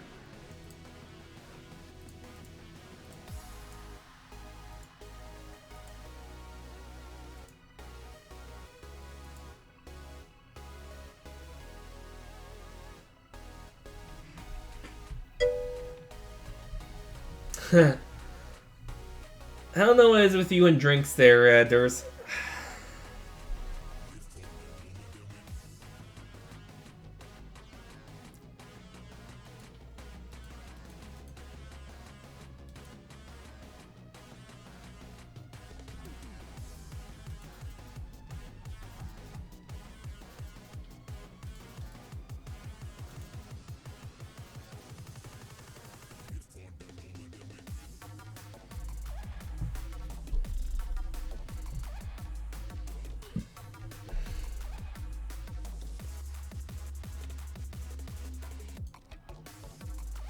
So it's working. We're getting an output that's sensible, but it's not being applied.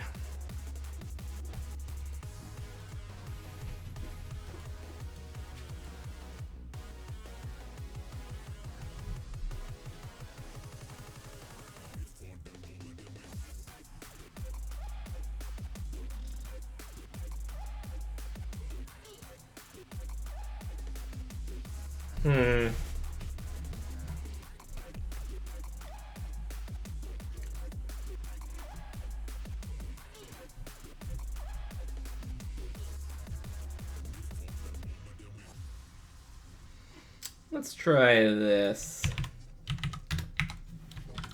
Set actor rotation, F rotator, user point F, user point F, then we do point F. Just set it to a default. Yeah, let's do a hot reload.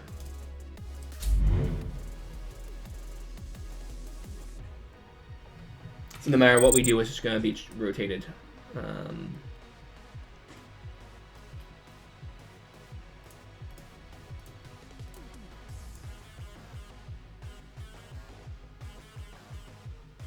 Well, we know it's being set.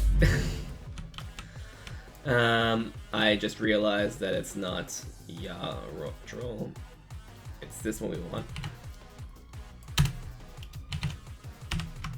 There we are. Let's try that again.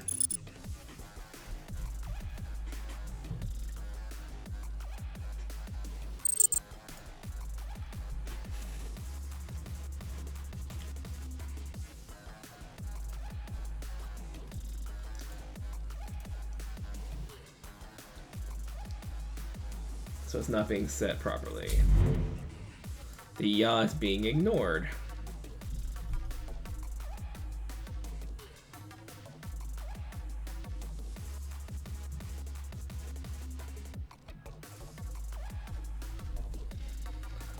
Or it's being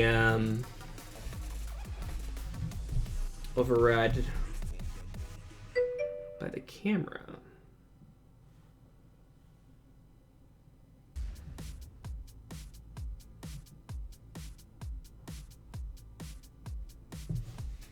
Try it. Let's try undoing these. Because I think last time I said, oh, it worked either way, so let's not try.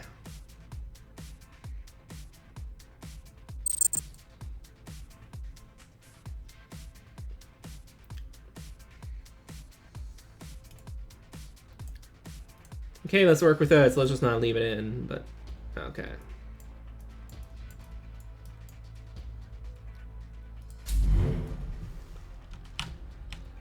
Okay.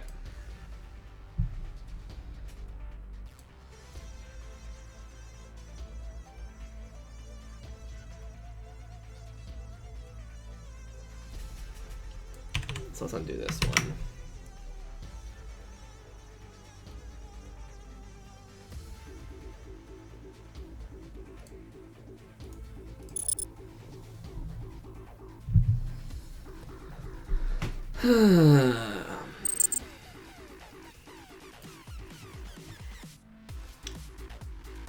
I guess I just need to deal with it. That's what my thing is saying. No. So it's use pawn control rotation that's causing this.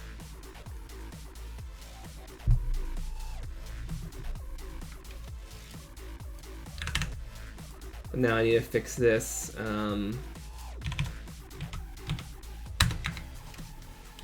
Camera boom. Sets. Is there a way I can set rotation offsets?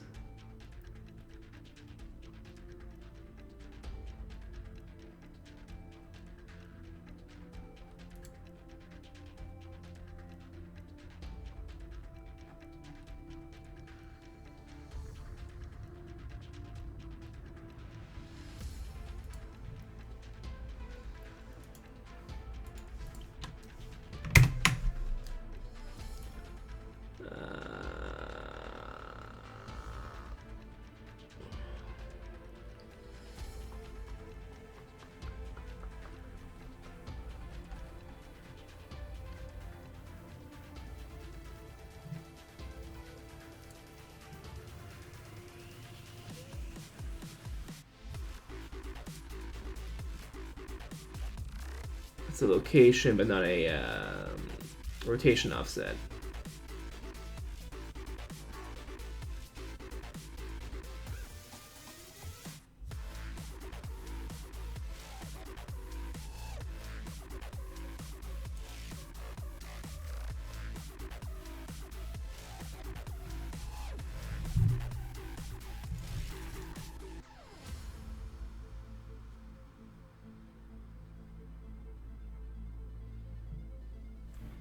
Let's see if there's a way. I know we were avoiding this earlier, but let's see if there's a way to get. So UE4. camera rotation offsets, pawn control rotation.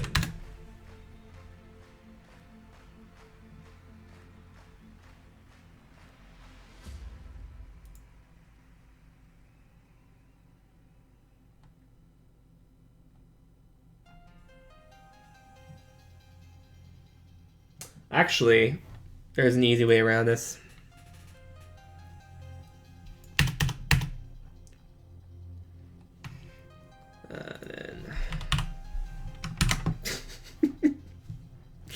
Let's see if this works. Right.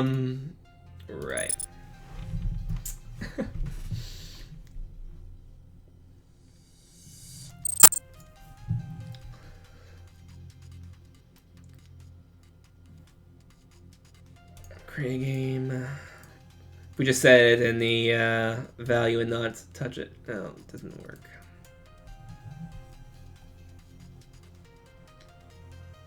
Let's do an eject. So base pawn.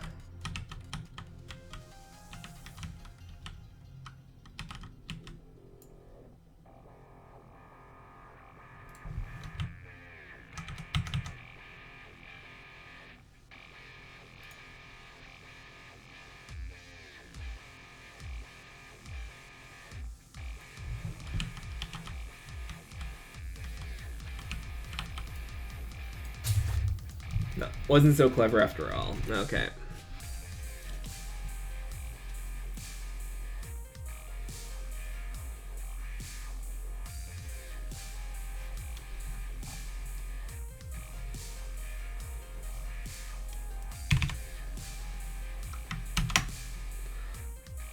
So let's try this.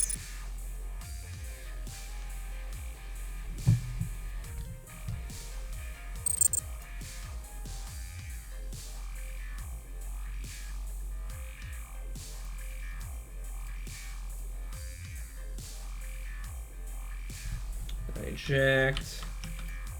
Base pawn 54.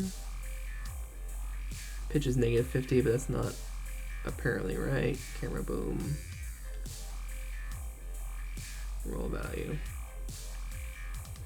So the camera boom is working, but it's not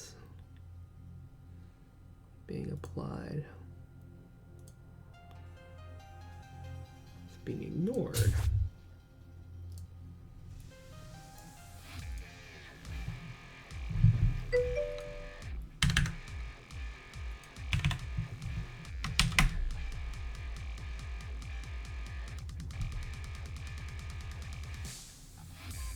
So player controller. Oh, unless player controller is undoing it.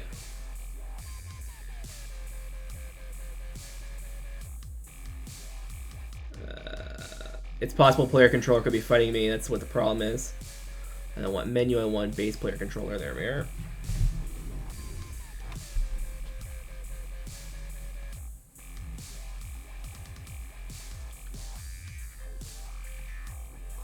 So each tick.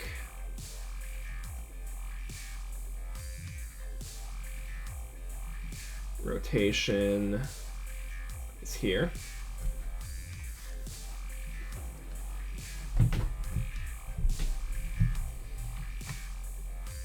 Get active rotation.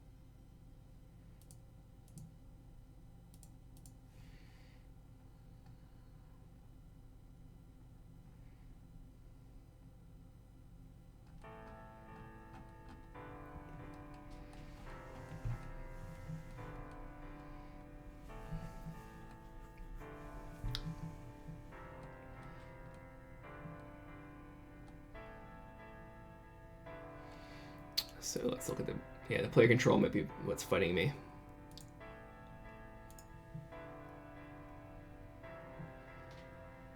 Camera starting, camera any direction.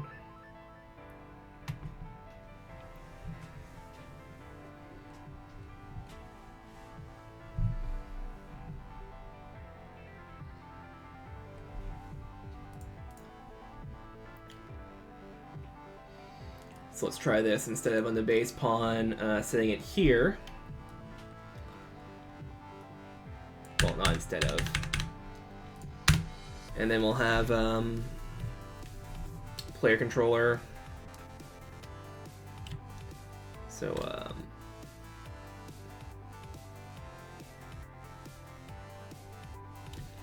a base player controller.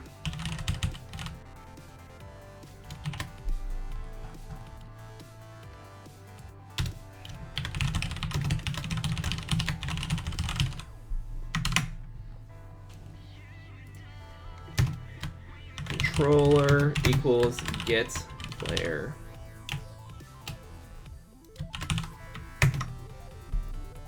Come on, IntelliSense, wake up.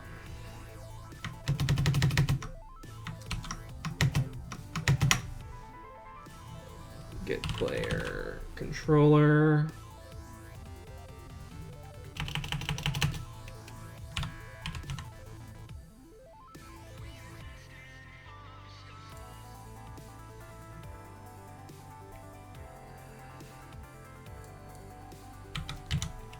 Controller, cast a base player controller. Is that right?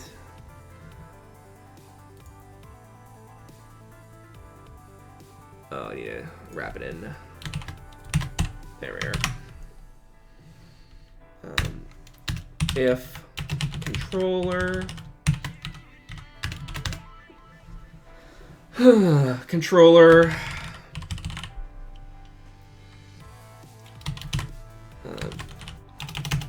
and what was that again? It was camera starting direction, camera starting yaw, or camera rotate direction, camera starting yaw.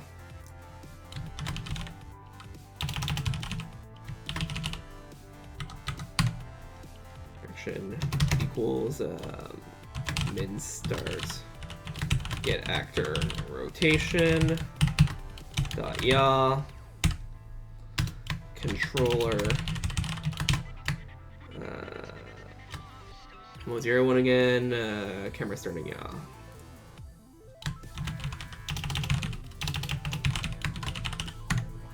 Min start get actor rotation dot yaw.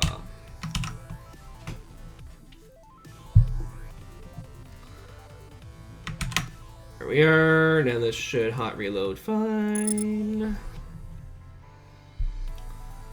And it should inherit from the PlayerStart now. No, it didn't. Okay, where does it go? Let's just close this down and let's try to do it in here so I can see the error message down there.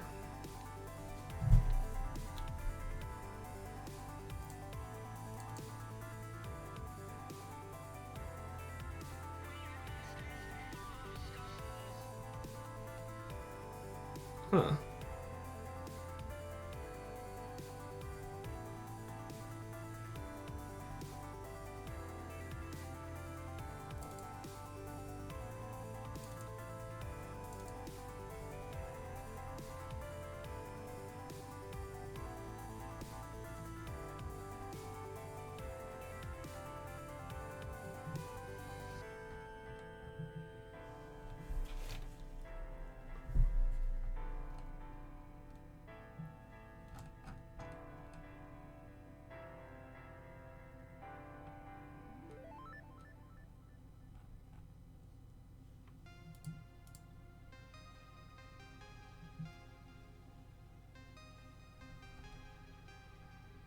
How did I screw that up?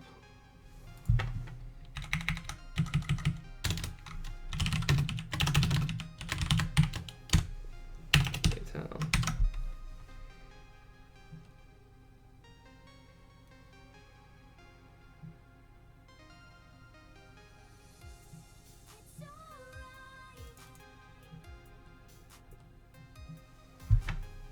That's definitely not something I touched.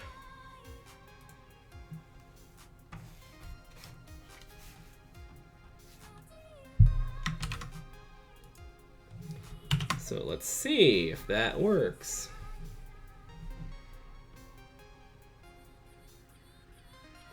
Did I accidentally delete a line for no reason?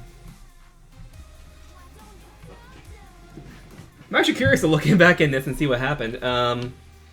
So yeah, if we start to level, we should spawn a center with some random rotation. If we go to splash check it, start the game.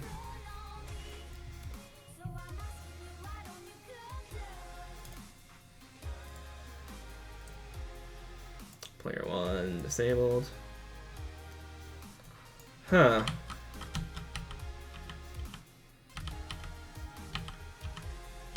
Well, that's something.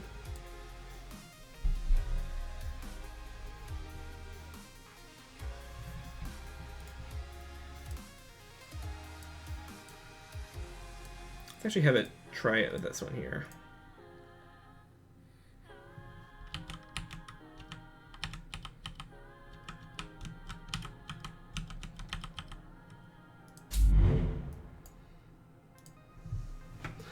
I'm thinking what we want to do is not that. Right.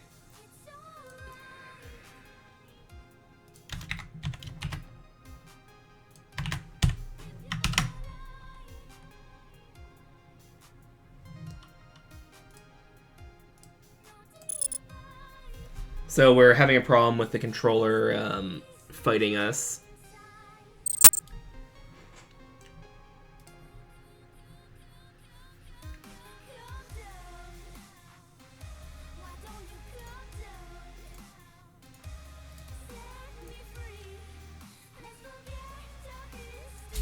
I'm comfortable with this being in the wrong direction.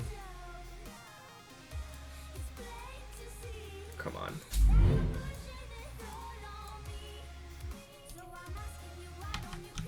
Now we don't have that weird level load glitchy stuff now. Get status.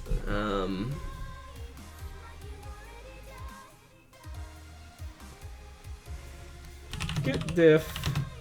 Source. No. Public. Check it types. Yeah.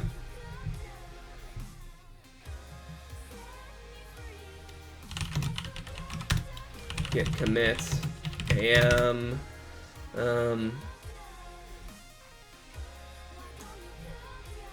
Configure game mode.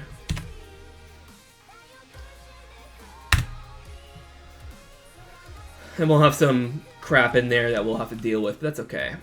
So I guess that will be it for today. We now have the ability to choose player spawns and things like that. And it'll gather the pieces. Now I can place pieces in the level.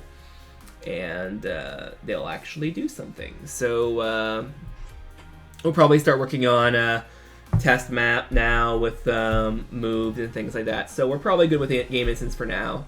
We might have to go back and add stuff if we find out we need more, but very long one, not really. It's only 2.5 hours. It's only a half hour longer than usual. They've been shorter the last couple ones though, so you know. Well, thanks everyone for watching, and I'll see you all next time.